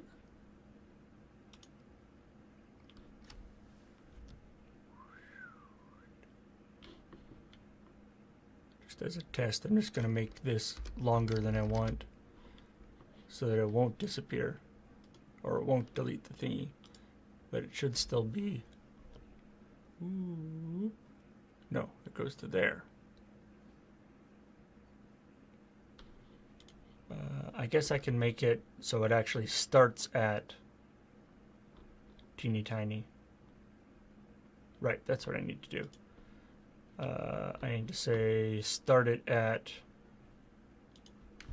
or its default state should be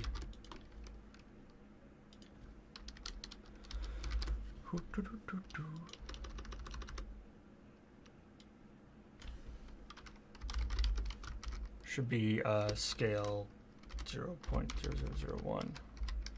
0.00001.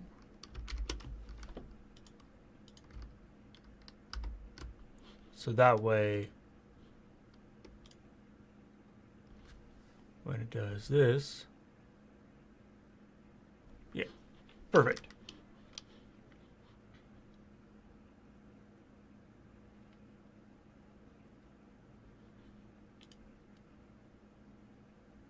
Oh, what Nadia says would work too. Okay, but let's do this. Okay.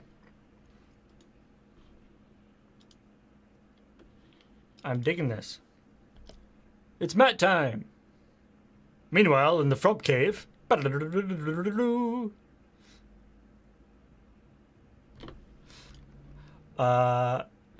now, let's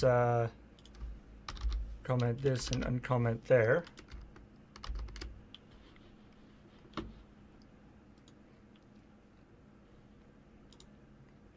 Refresh that. So now it's going to do random stuff.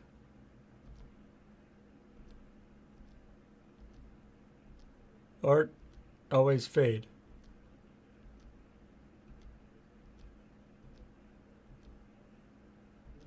There we go.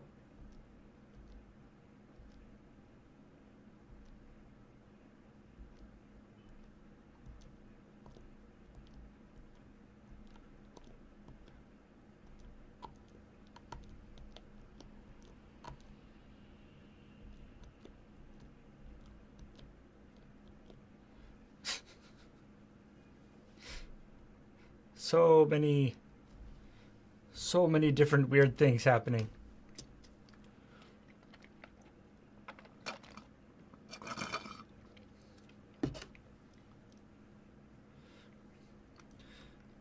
+1 for your record.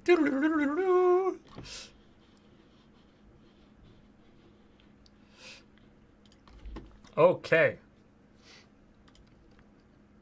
Greed and Dilly Bar are weird with the Batman effect. Meanwhile, Greedy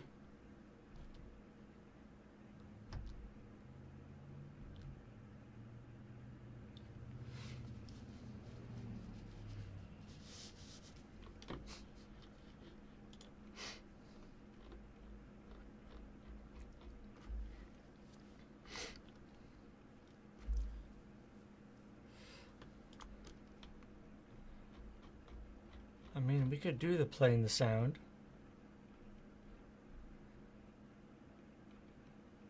Meanwhile, what that? What do you think? What do we want? Do we want the what would be better? Like just is that what the sound is? Wait, I have a thing for the sound. I have an actual thing with the sound in it. Ba-da-da-da, ba-da-da-da-da. Oops.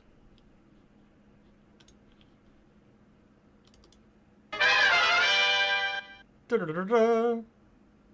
Da-da-da-da.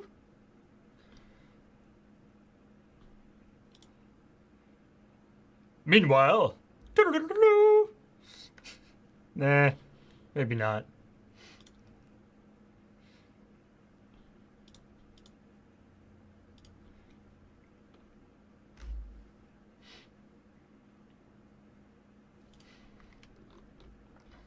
Remember, it's going to be fired randomly sometimes when somebody just wants it to, like, appear.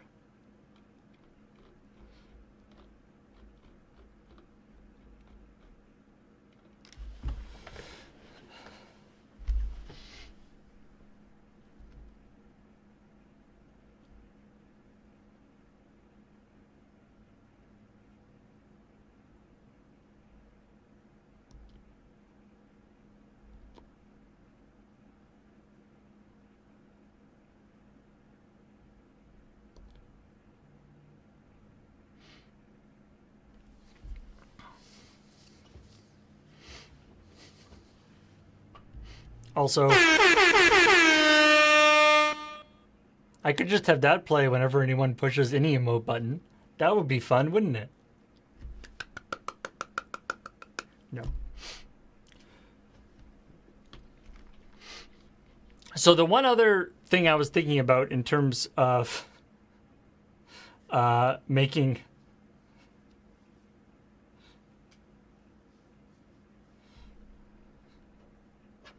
actually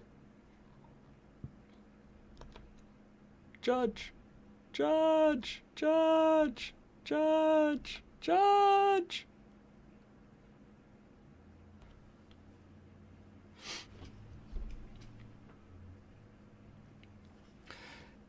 can different animations have rarity tiers?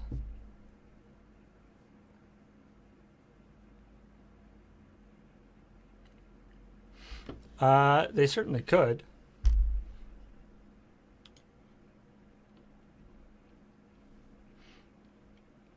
I do like the idea of the hop not necessarily always hopping up and down.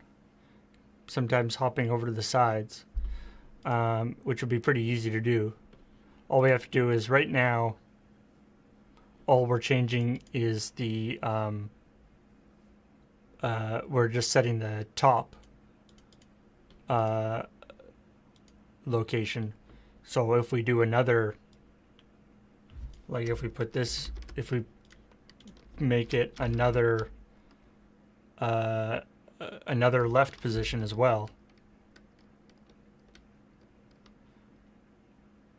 Oops, no. Wait, so it goes.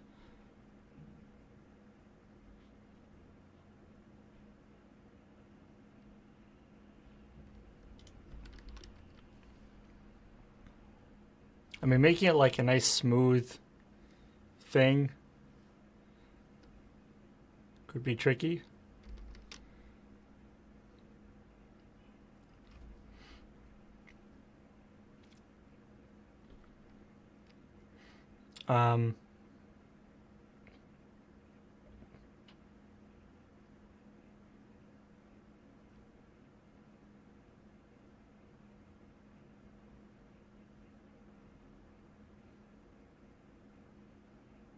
I like.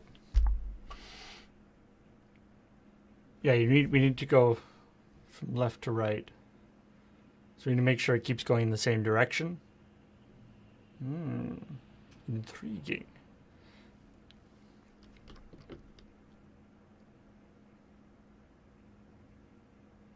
Actually, theoretically, what we need to do, so if we, like, we're setting the start location here. If we go in here and say var end left, and the end left is just another another random place.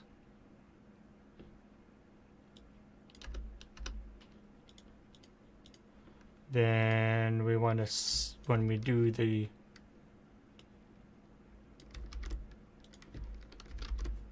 so we want the left to be end left divided by 2, I think. Because if it's, so it starts at like, so if it's starting at like, say 500 across, and then say 1,000 shows up. 1,000 divided, no, wait.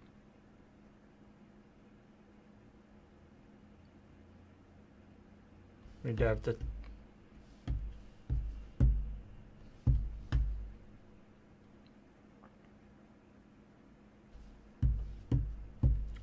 divide it by 2. Yeah, not divided by 2. That would be weird.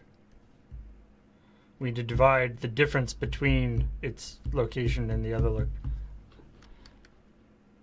Here's what we'll do.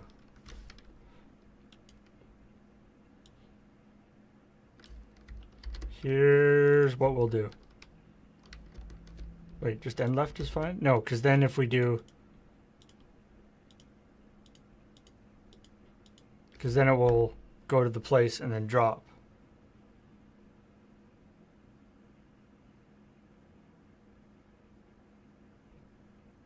because we want it to go half the distance to wherever it's going to end up, and then so we've got to divide. We've got to get the difference between where it started and where it ended. Half that is where it needs to hit the peak of its jump, and then I think that's how it has to be.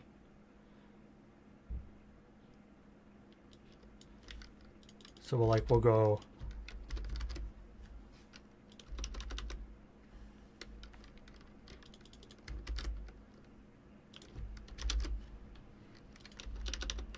math, yo. So we'll go start left and we'll go end left. Is 2 random numbers. And then so it's left is actually start left pixels. And then when it goes here, we wanted this to be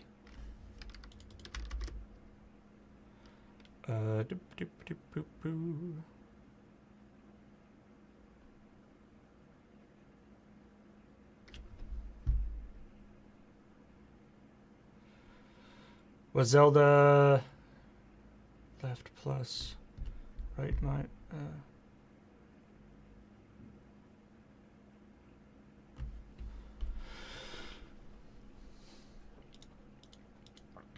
so the end left, so we want this to be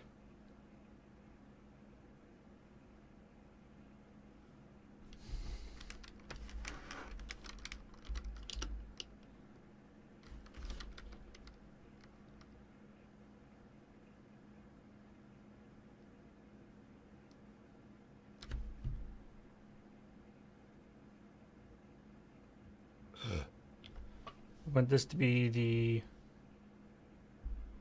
so if the start is say 100,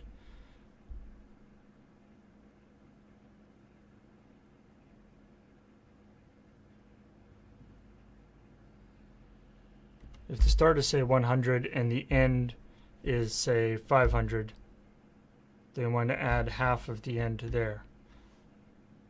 But if the start is what if the end is on the other side? So if the start is 1,000 and the end is 500, then we want to add minus, yeah, so that should be good.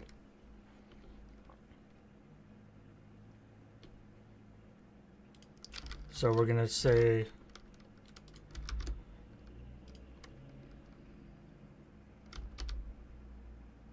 start plus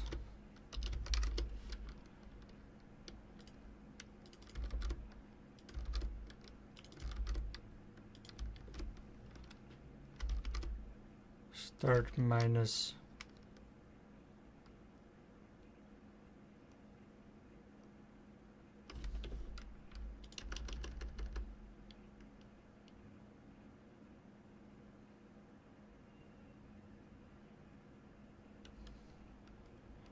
left plus end left is the mid. Right, so start left minus end left divided by 2.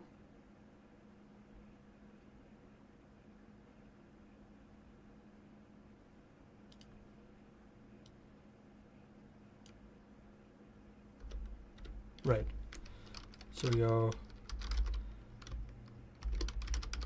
end left minus start left, right, plus start left. Fuck.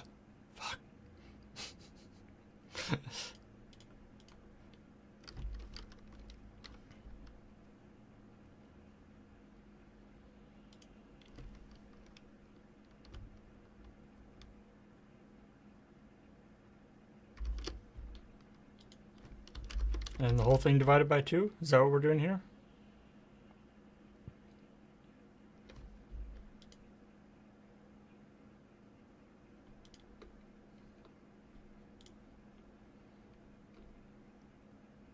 I got the the programming, the like general programming stuff I usually have figured out. It's the...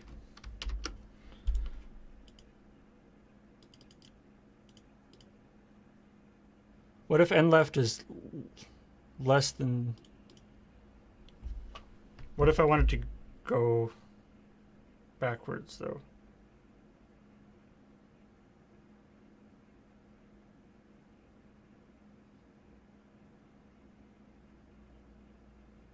Yeah, I guess it's okay. Okay. And then for the actual, this part, then this part is...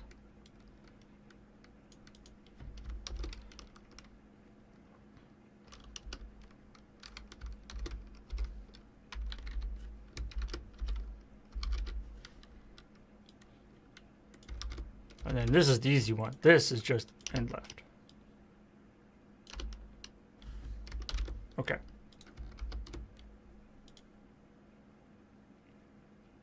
Theoretically, start left and end left could rule the same number.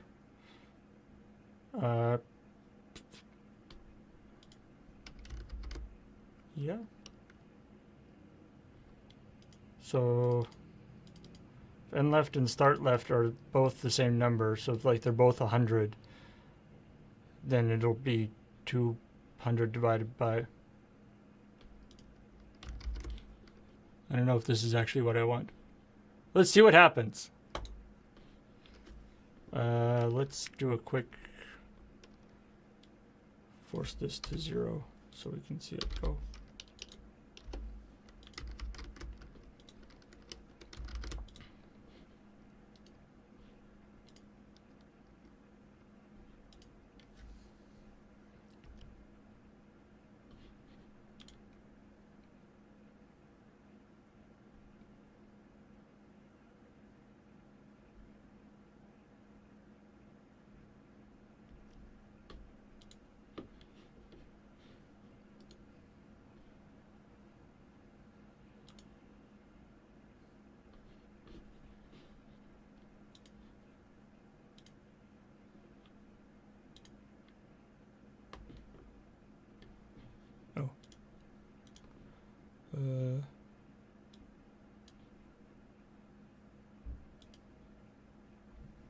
Right, I have an extra thing there.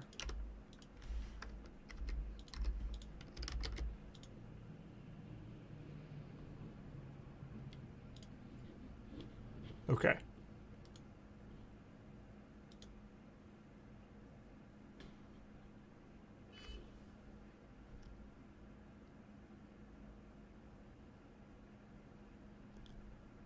Woo. It's not quite right, is it? Sort of doing it, but it's not quite the right arc.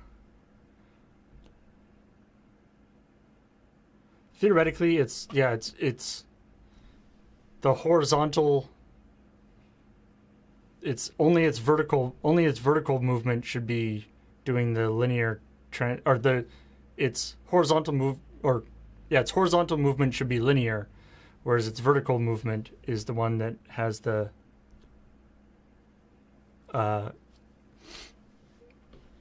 effect on it.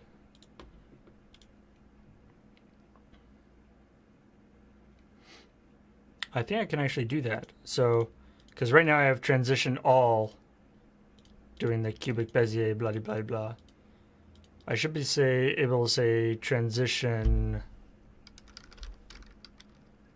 top, do that, and transition left, linear.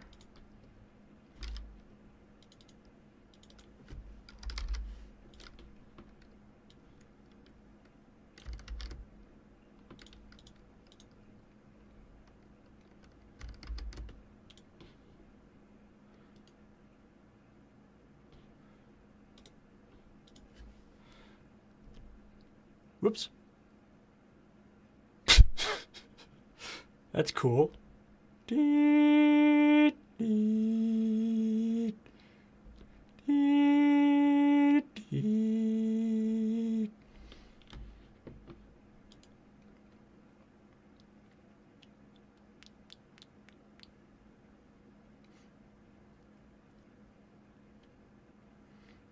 Okay, why isn't that doing what it's supposed to do?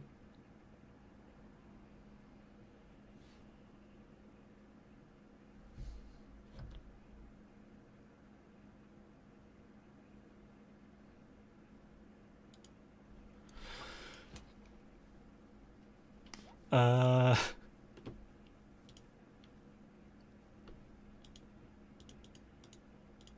top, cubic busy, blah, blah, blah. You only have a single, oh, I see. I have to go look at the, I have to go look at the definition for what the transition layout is. Ah, it's with a comma. Okay.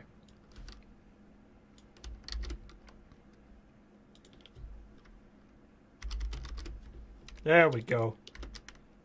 That's more like what we want. And okay.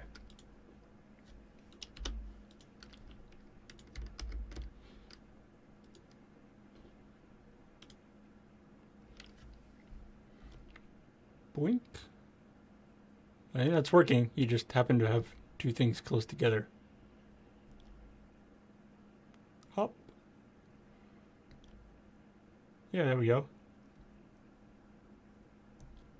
Diddy bar.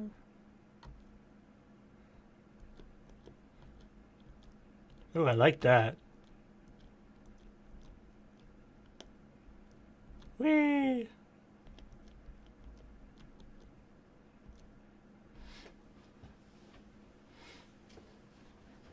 That's fun. I like that one.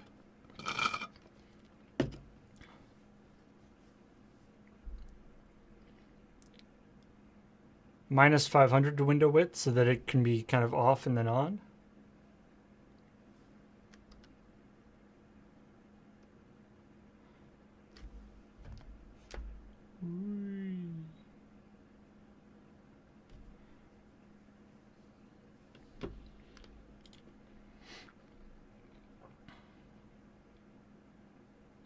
A bit too much. See, you know, obviously you can tweak all this stuff, you know, as much as you want. I think I might speed it up a little bit, though.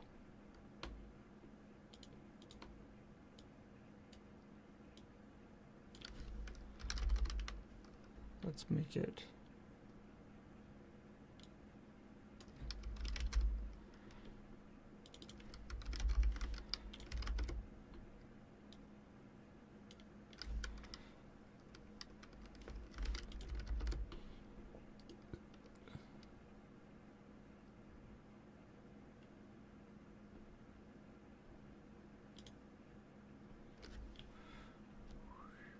Boing.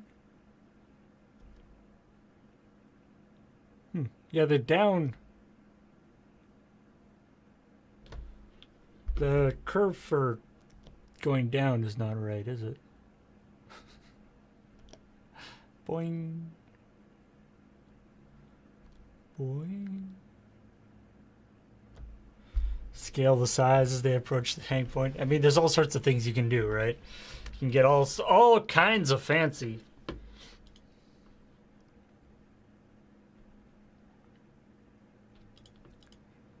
Theoretically, shouldn't this cubic Bezier thingamadoodle? Obviously, as you may guess, this is something that I got. You know, there's some web app I was looking at that did it.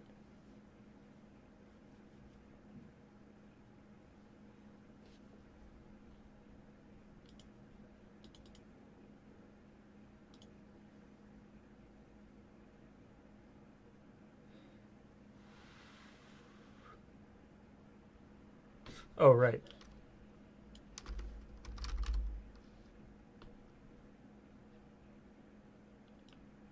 That's why I was being weird.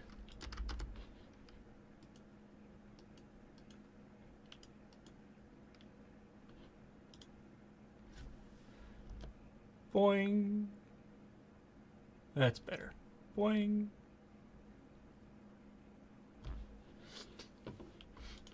I like the idea that someone mentioned to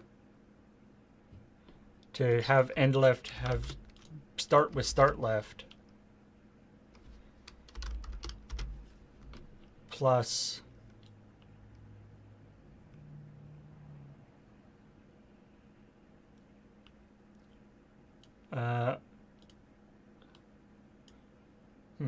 we actually want it to be like whatever, like 200 to something, but without the middle chunk.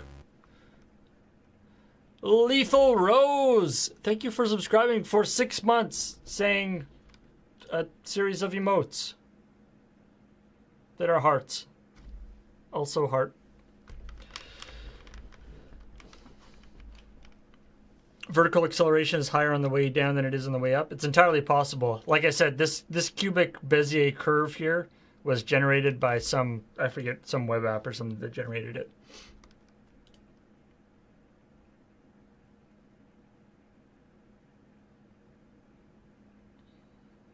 Yeah.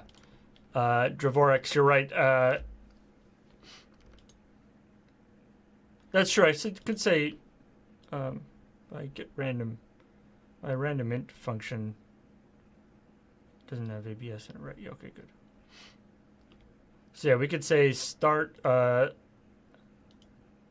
we can say, let's say 200 to,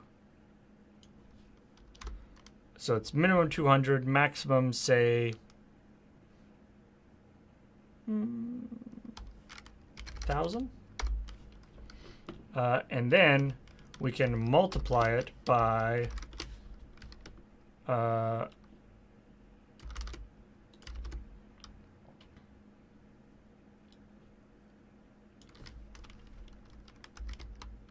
-1 to 1. Wait, no, except that will sometimes get 0, which will do nothing.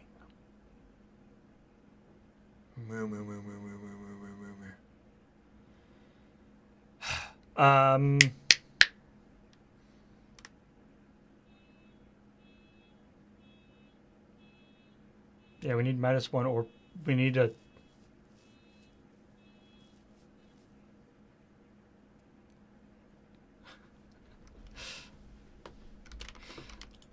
you know, there's all sorts of ways we can do this in terms of how complicated we want it to be.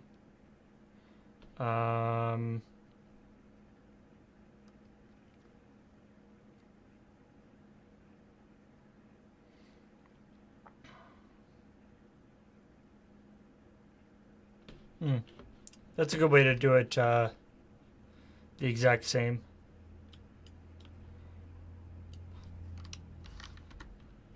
Sure, let's do that. 0, 1.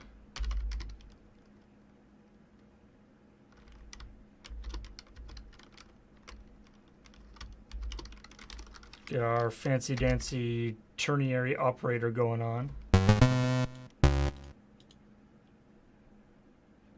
Alright, that should be what we want. Lord Sky 00 is a new subscriber. Welcome, Lord Sky. Thank you for the sky.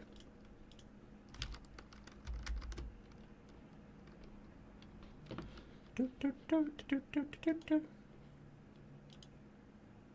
if this actually works.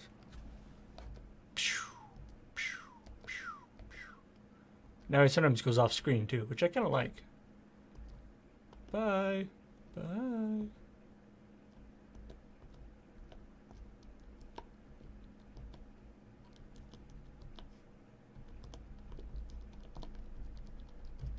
I pushed the buttons. All right, I like that. So now, if we want to get even more crazy, all we do, we can turn the randomized effect back on.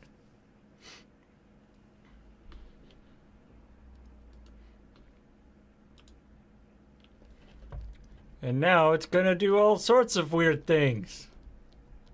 What? Oops.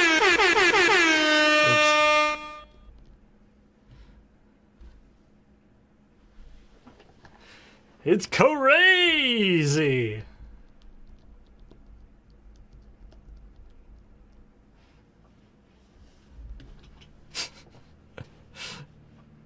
I think it's too much. Well, yeah, obviously it's too much doing that.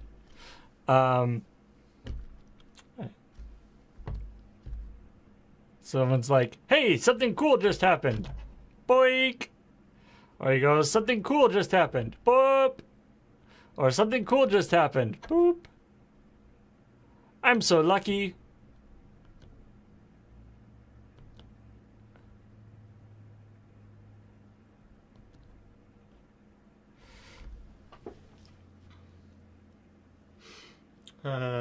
What does it look like if you just spam one emote?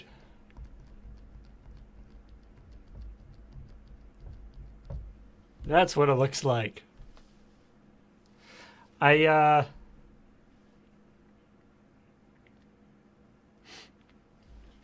I like is it's got all sorts of different fun things that it can do.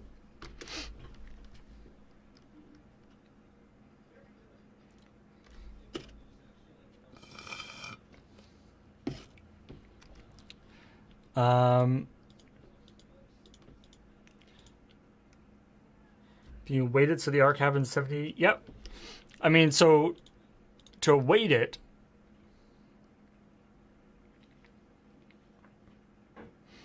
let me just think here. What we can do to wait it is, I mean, actually, the better, one thing we could do to wait it, we could drop this part here, the hop fade, like the part, and just use comments to denote which is which. And then we can take advantage of the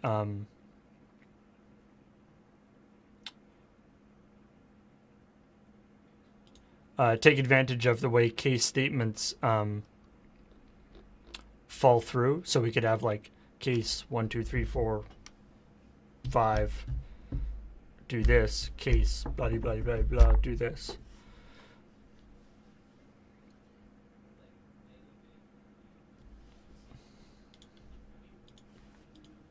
I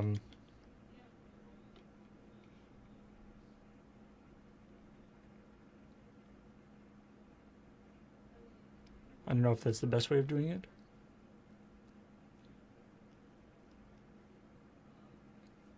I don't think switch case fall throughs is what you want. Okay, we won't do switch case falls throughs. Trying to think what actually the best way of doing this is.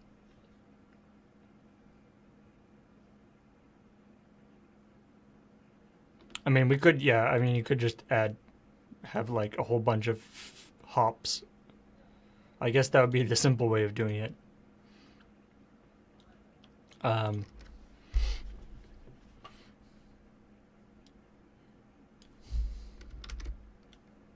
So we could just be like hop, hop, hop, hop, hop. 1, 2, 3, 4, 5. So it'd be 5 times more likely to hop than to fade or Batman.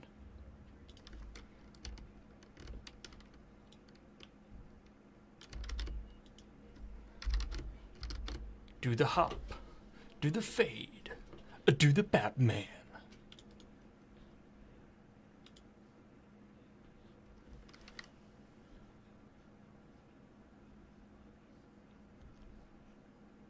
There you go, Batman. Fade. What?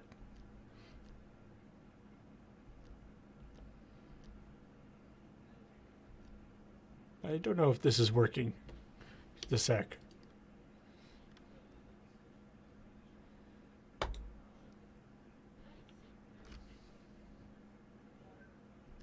Hop, hop. There we go. Batman. Hop, hop, hop, fade, hop. Okay, that seems better.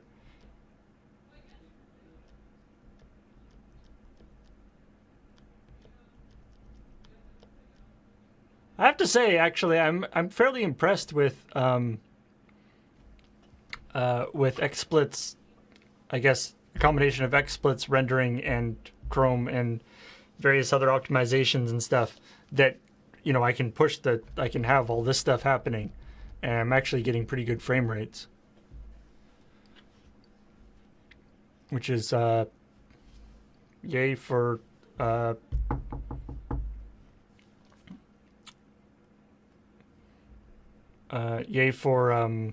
optimizations in browsers. All right. Can you get SVG versions of emotes? Probably, theoretically, but at the moment it's just grabbing them from the actual from Twitch. Theoretically, at least for some of the emotes, we have higher res versions of them, but we don't. But I'm not using them at the moment. It would be easy to use those instead of the actual official Twitch emotes if we wanted to, for our emotes anyway.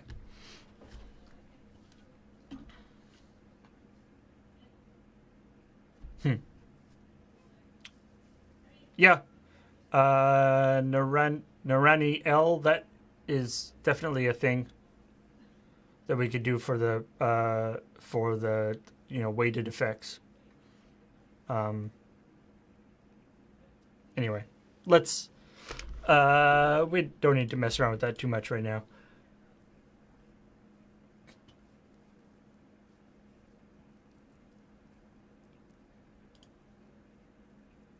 It's more of a RAM hog than a clock hog.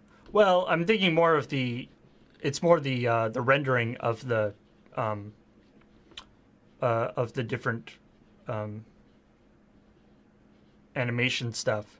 Historically, animations in the browser can be a little bit iffy. Okay, we've got I don't know, 20 minutes left, half an hour, 20 minutes left.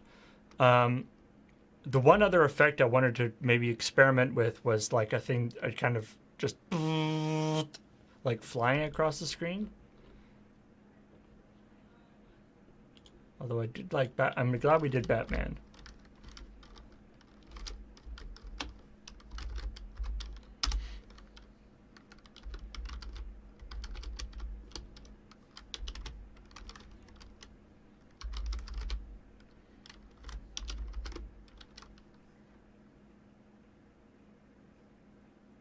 Could you warp it for a speed effect?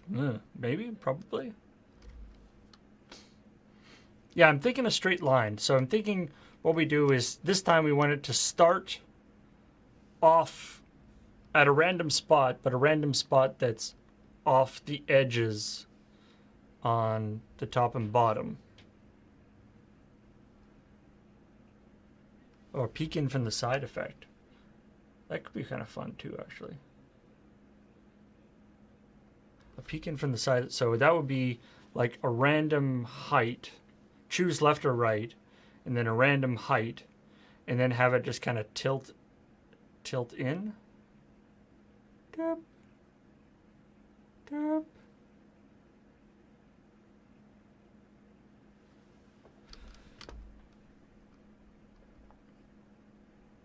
I kind of like the. Let's try that. I don't know if we'll have time to get this working, but we can experiment with it anyway.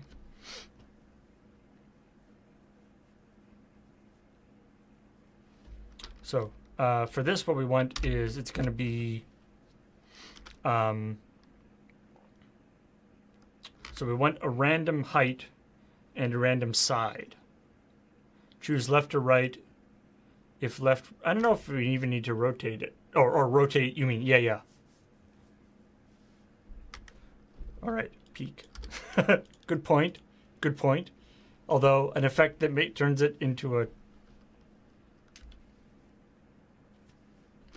an effect that turns it into a mountain would be interesting. Choose left or right. Yeah, so let's go. So in this case, so we're going to set the top and we're going to set the left like we have been doing for the other ones. But in this case, we want to do something similar to what we did on the other side.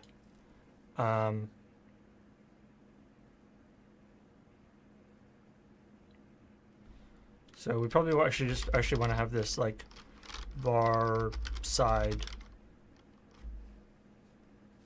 And we have our handy dandy random function. Say random int. In fact, let's actually do the same thing as we did up here. Doop.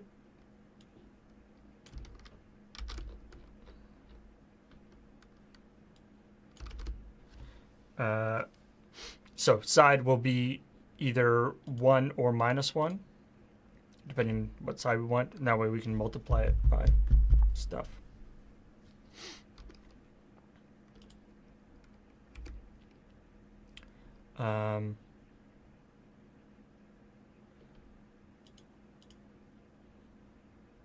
Because then we want, so then the left, so left, so we can say side less than 0. Then left, if the side is less than 0, which I'm saying is left-hand side, then we want it to be -500 pixels. Otherwise, we want it to be 100%.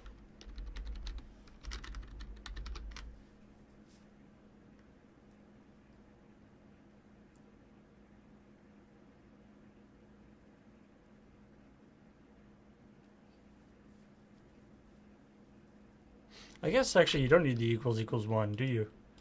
Because the 0 would be short-circuited to false.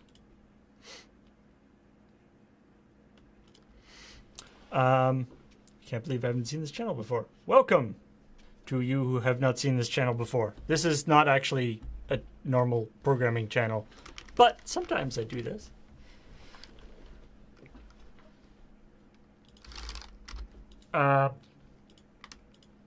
So this is choosing left or right. And then the top, we're going to have the same as we did up here. So the height that it's going to appear at will be random.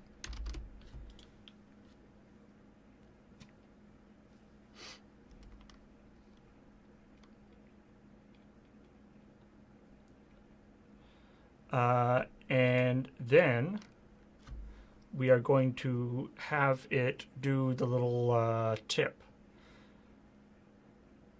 So what we need to do is we're going to rotate it.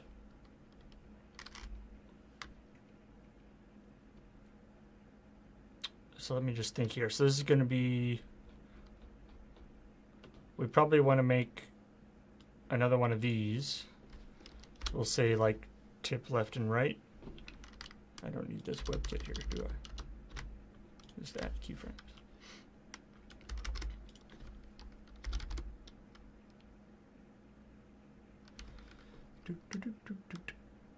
If the left is -500, shouldn't the right be 100% plus 500?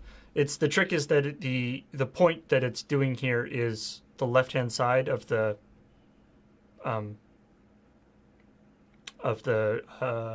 object.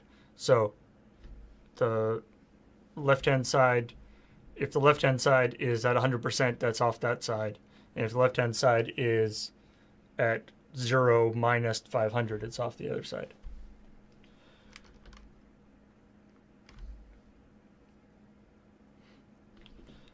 So we went keyframes. So this will be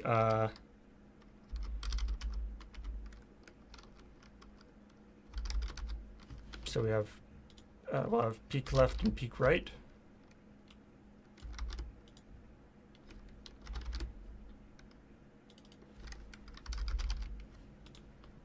So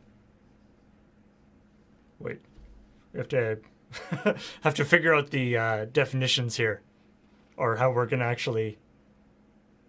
Okay, let's say it's gonna be it's peaking right if it's off the left-hand side of the screen, because that means that it's got a tip to the right. Does that make sense?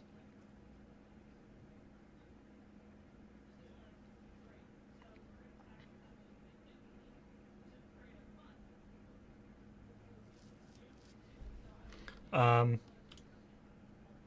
if it's off the left side of the screen,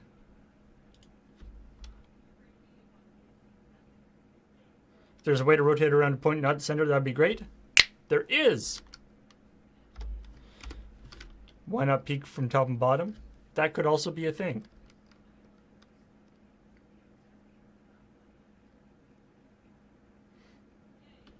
Okay, so let's go.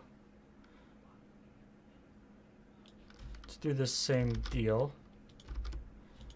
Except we're going to say rotate 45. No, wait. So 0, 45, 0. Except, so let's say, let's have it stay for, so I think this will work. If we say 75%, get rid of those scales.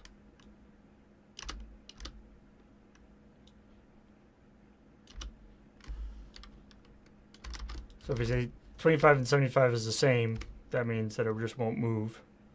And then we'll go back to 0.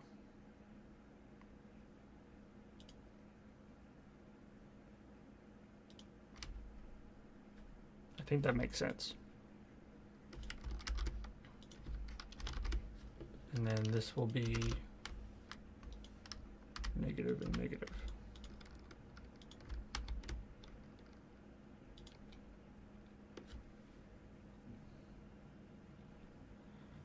And then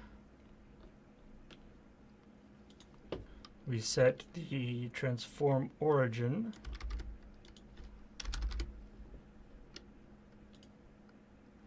and we do another one of these because it's either going to be transform origin wait, so it's cross. So it's always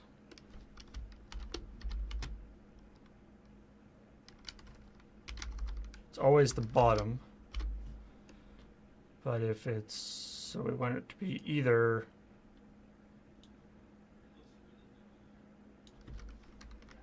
%0 or 100%. So it's either one of the bottom two corners.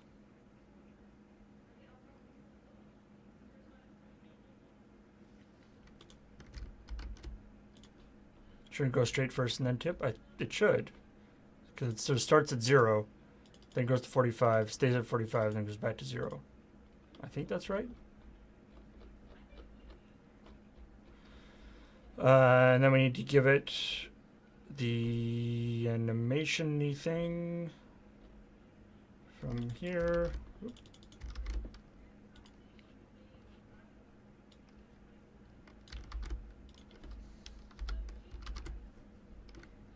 Say animation, and we're going to say peak.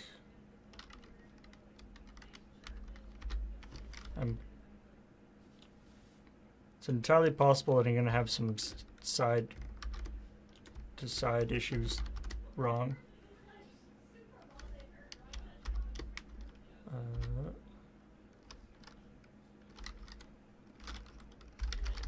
Left, right, plus, oop. Did I say peak again? Damn it. Why do I keep doing that? I did say, okay, I did it properly there.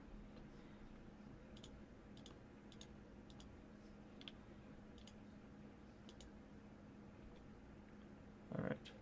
Actually, before, I'm actually going to do,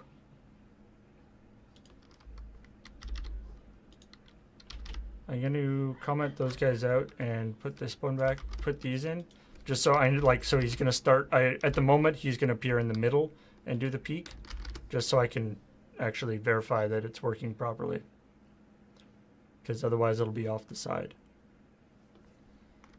And that's right. Also, that's a, there. Thank you. And I like to put these in parentheses just to make sure.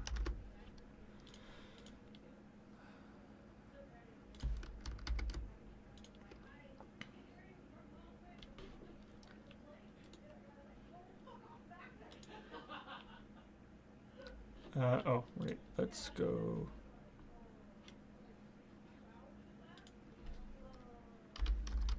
Peak. And let's just do that. So it will definitely do peak.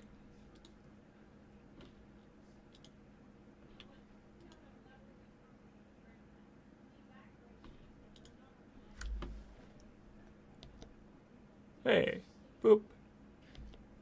Boop. Cool. That's basically what we want.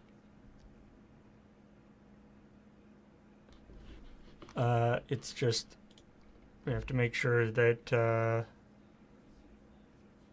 it's a little fast right now, but I like it.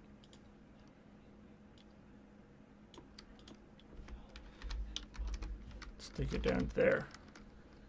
Okay, so let's try it with making it off the screen.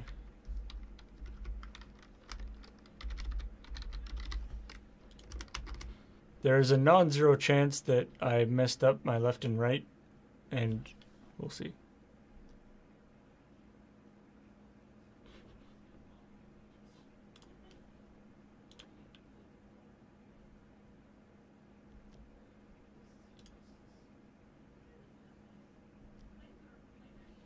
Okay, the fact that nothing's showing up probably just means I messed up the left and right thing.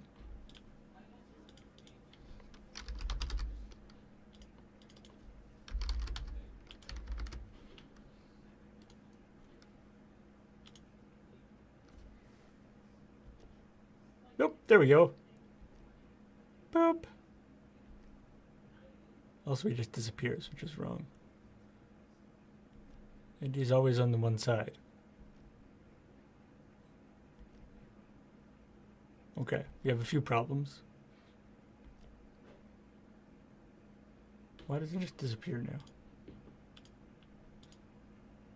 Oh, right, because my timing is out. Alright, that makes sense.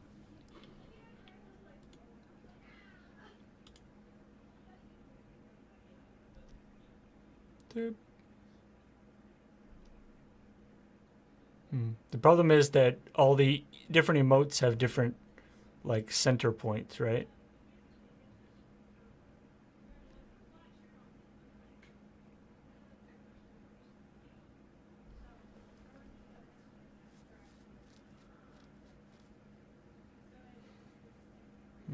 Why is it too far off the screen?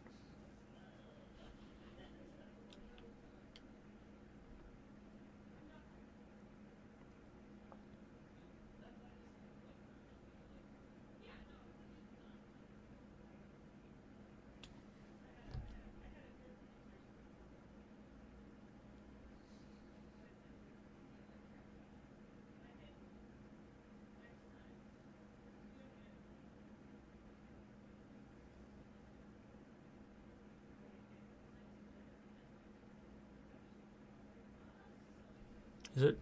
No, it's not. It's. Oh, is it rotating from the wrong corner? Oh, that's. You're probably right. In which case, it's 100 and that's 0. Wait, no. Yes.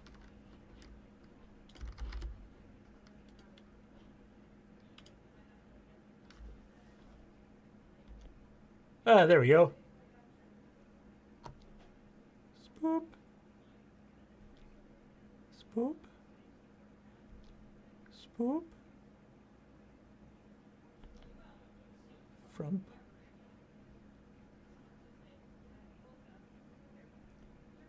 Oh.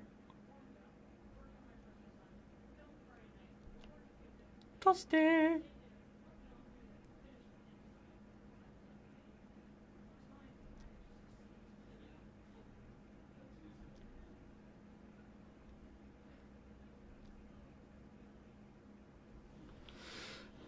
I feel like maybe you could come in a little bit more. It's random which side it comes from, yeah. Everything is fine.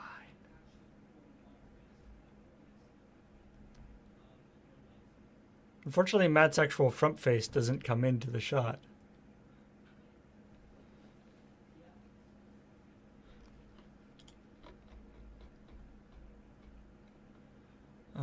What's the...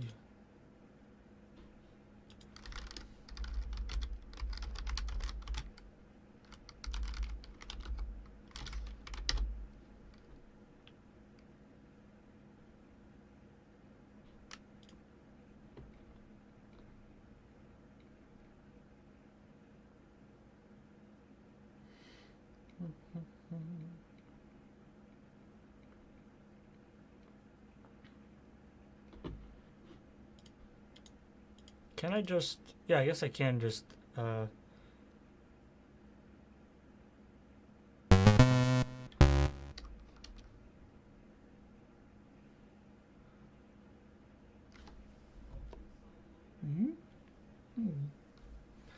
So then this would be transform, rotate, and then it's left was 100. I guess I could just do calc 100% minus, say, 200 pixels.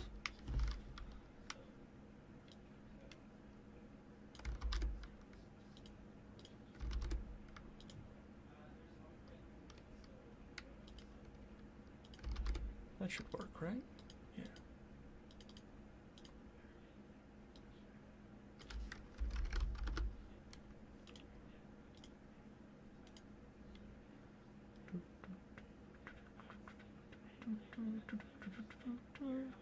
No comma after the rotate.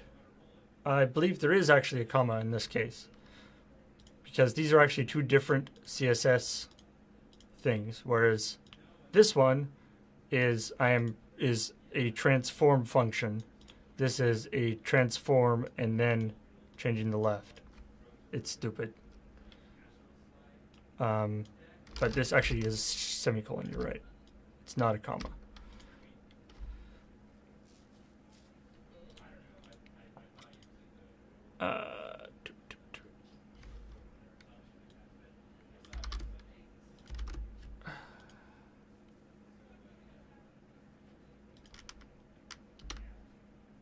And that doesn't need a parentheses. Okay.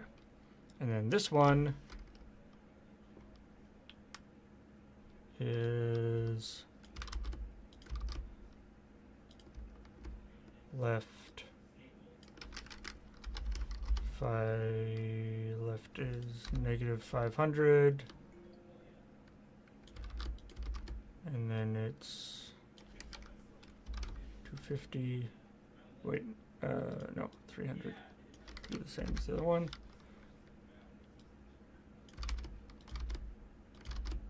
And then negative 500 again.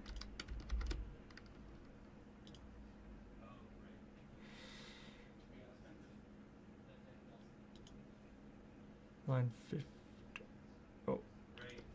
Oh, that's why that was there. I understand.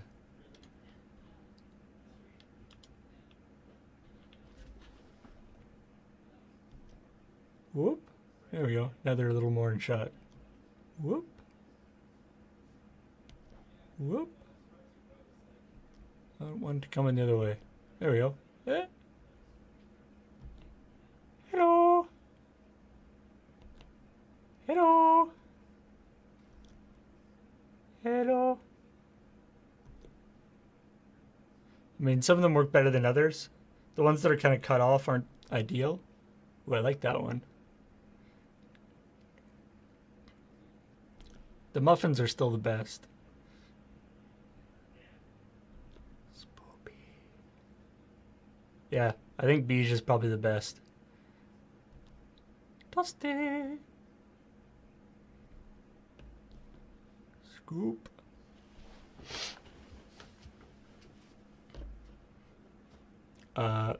Judge. All right. And what do you know? We're actually just out of time, too. Let's put a couple of peaks as options. Get rid of that. Put that in.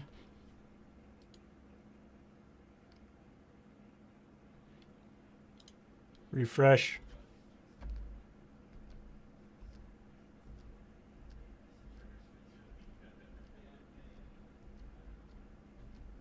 Who knows what's gonna happen?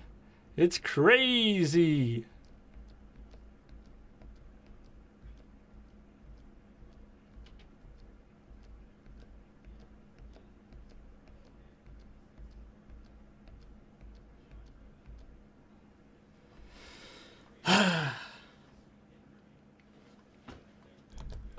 Judge. So yeah, I mean, something else that we could do at some point would be, would be maybe like have a. I mean, you know, obviously these things can be as complicated as we want them to be, but you could have like a database, or not a database, but like an array or a thing of like certain transitions only go with certain emotes. But you know what? That's how it is at the moment.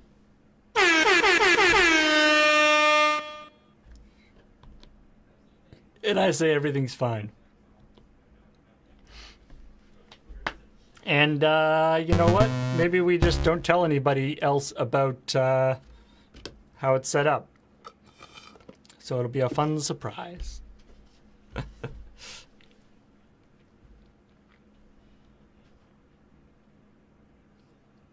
Make them spin on the make them spin onto the x-axis. Yep, we could totally do that. We could do you know, as we've shown. I feel like we've got a good example here. We've got scaling, we've got peaking, we've got moving. Didn't do the fly across yet. That's one that I'd like to try maybe. But you know what? I think I think we've got a good thing going on here.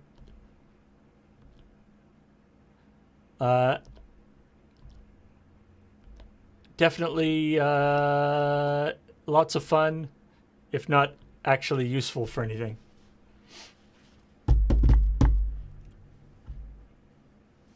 So, anyway, thank you everybody for watching. It's 1:30 now, so the end of 18 games and counting.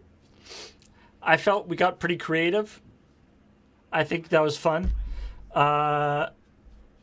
You know, we can obviously we can experiment with all sorts of different stuff, and you know, we can just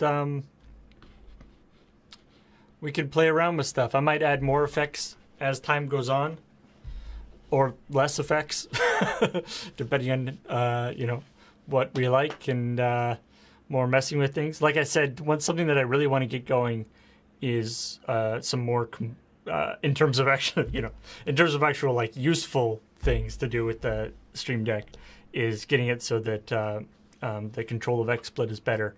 That there's actually some connection between XSplit and the Stream Deck, so that you don't have to like well, for one, so that the transitions actually work properly, but also so you don't have to like pre-program all the scenes in.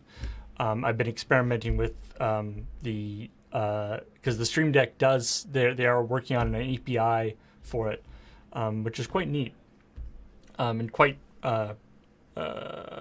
allows some quite interesting functionality, and so I've been experimenting with sort of communicating directly between XSplit and the Stream Deck, so that like XSplit can say, these are all the scenes that I have, and the Stream Deck can load those in, and then you can push the buttons and do it. So anyway, that's something that is going to be I'm going to be working on the next little while probably. Who knows? You know, obviously everything is when time permits, but she'll see. In the meantime, thank you everybody for watching, and for supporting us by subscribing, and with the bits, and by you know, going on Patreon and all that good stuff. Replays of all our streams, including previous Lurtech streams or other times I've been doing weird things, is on our YouTube replay channel, youtube.com/loadingreadylive. Coming up next, we got LRR MTG, where Graham and James are out of town, but Cam and Ben are going to be playing Magical Cards. And then after that, because Alex is out of town, instead of Talking Simulator, Cam is going to be playing some PUBG presumably with other people. I don't know who he's going to be playing with or whether he's going to be playing by himself, but he's going to be playing the PUBG. And then after that, tomorrow we got the crap shoot, where we're going to be it's going to be a writing crap shoot with myself and Beej and Cam and Ben, I believe, is what we're going to be doing for that. So that should be interesting. We're lucky in that that Beej isn't normally available for crap shoots, but we're gonna get him in to help us writing for this one. So who knows what we'll come up with. And then on Friday night we've got AFK, where we're gonna be playing Betrayal at the House on the Hill Widow's Walk expansion. Myself and Ben and some other people are going to be playing that. And that should be cool. We played Betrayal in the House of the Hill a couple times already, but this is the first time we're going to be doing the Widow's Walk expansion. So I have no idea what that will entail, but I'm sure it'll be cool. And then we've got this is actually pretty cool, on Saturday, starting at 6 a.m. Pacific Standard, or Pacific Daylight Time. So, I was going to say convert that into a place to your own time, but I've already done that because I'm amazing. So 6 a.m. or 9 a.m. or 2 p.m. In the UK, which is a very nice, reasonable time. Not 6 a.m. Ian is going to be starting us off, or at least Ian's going to be doing this 24-hour of Le Mans, is what he's calling it, where he's going to be mirroring the 24 hours of Le Mans race, playing Project Cars for 24 hours, apparently. And we're all going to be kind of switching off playing it. I don't know who exactly is going to be playing when. Hopefully there will be people to take over from Ian so that he doesn't die, but we will see what happens with that. So I'm excited. And then, of course, on Sunday is Rhythm Cafe, where Heather and a extremely sleep-deprived Ian will be checking out a couple of iOS games, Lolly Rock and Band G Dream Girls Band Party. Do not know what those games are, but I'm sure it'll be good. And then, as you can see there, again, because Graham is going to be out of town and Kathleen's going to be busy, there is no checkpoint on Monday. We'll keep an eye on the schedule, because it's entirely possible that there'll be something during the day on Monday, but for the moment, there will be no checkpoint on Monday. We don't know if there will be something to fill that in, but there will be Tinker Tailor Solder Fry as normal on Monday night, with hopefully Ian will have got some sleep by that point. So that's all the cool stuff. That's the stuff that's coming in the next little while anyway. I hope you enjoy all of those things. That was thank you for joining me on the messing around with the Stream Deck stream, which technically is not actually the Stream Deck. The Stream Deck wasn't sort of a necessary part of what we were doing today, but it was sort of the inspiration for doing it. I can actually go in here. I'm not using the Stream Deck right now. This is just using the mouse. And I can activate these things the same way as I can using the Stream Deck. But you know what? It's just not the same. Both halves of creepy doll face. Oh, hey, it worked there for a second. Loading, ready, run. I can act, but the Stream Deck is sort of I wouldn't have even bothered to set this up in the first place if it wasn't for the Stream Deck. So I feel like it's still relevant. Anyway, thank you very much for watching, everybody, and I will talk to you later. And stay tuned for LRR in about 15 minutes, 20 minutes. Bye. Oh, and couple people getting in under the wire. Thank you very much for the 200 bits from Juniper P1. Thank you, Bishop Saul's Pants, for subscribing for 7 months in a row. Thank you to Detra Dono, who subscribed for 13 months in a row.